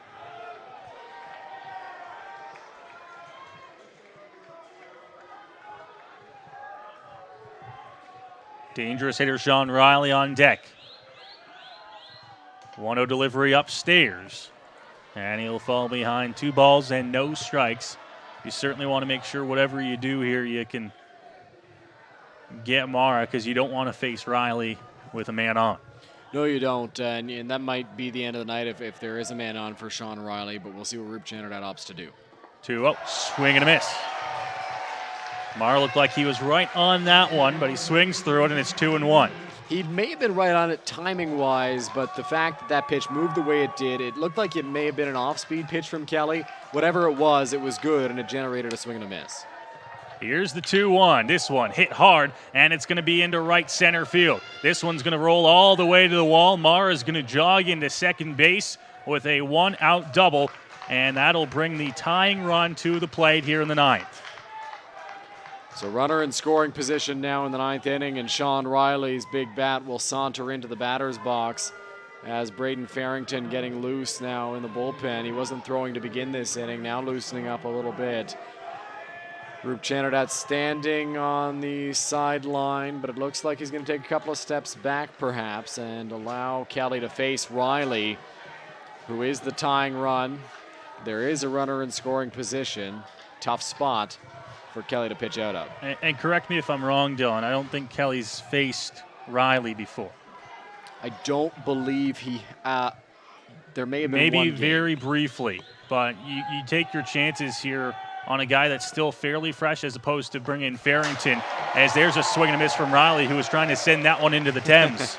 That big swing there from Sean Riley. So Sean Riley has faced Luke Kelly when he started in Toronto on August 31st. In that game, Riley went 0 for 2.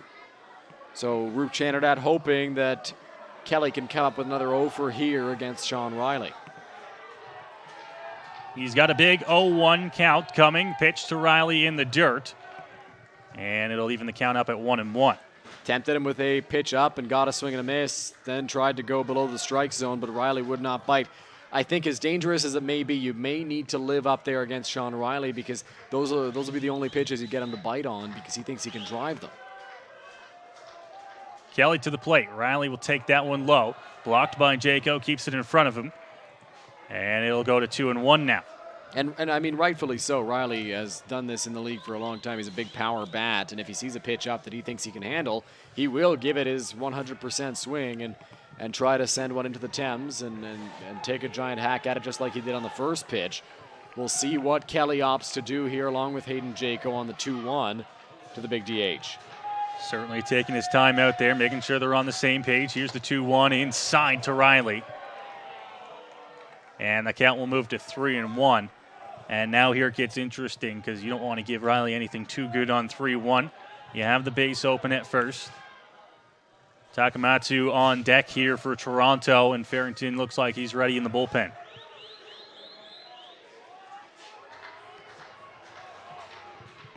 Riley fouls that one back.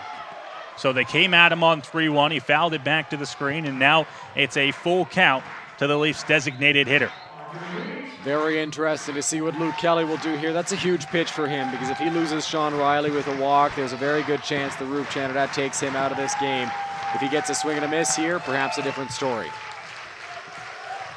Crowd on their feet trying to help out Luke Kelly on the mound. He's got a 3-2 count here on Sean Riley. Pitch to the plate, and it was a broken bat foul ball. So we'll have to do it again after Sean Riley grabs himself a new bat.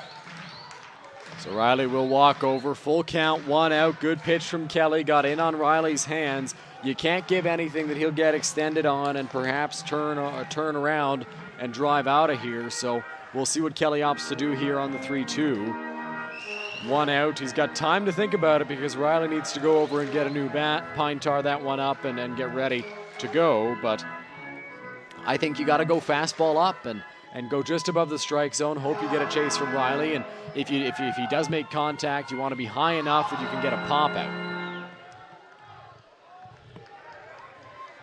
So Sean Riley finally back after grabbing himself a new piece of lumber. The vet still has his tricks up his sleeve there, as I think he took probably a little bit more time than needed to grab that new bat, see if he can throw Kelly off his game. It's a 3-2 count.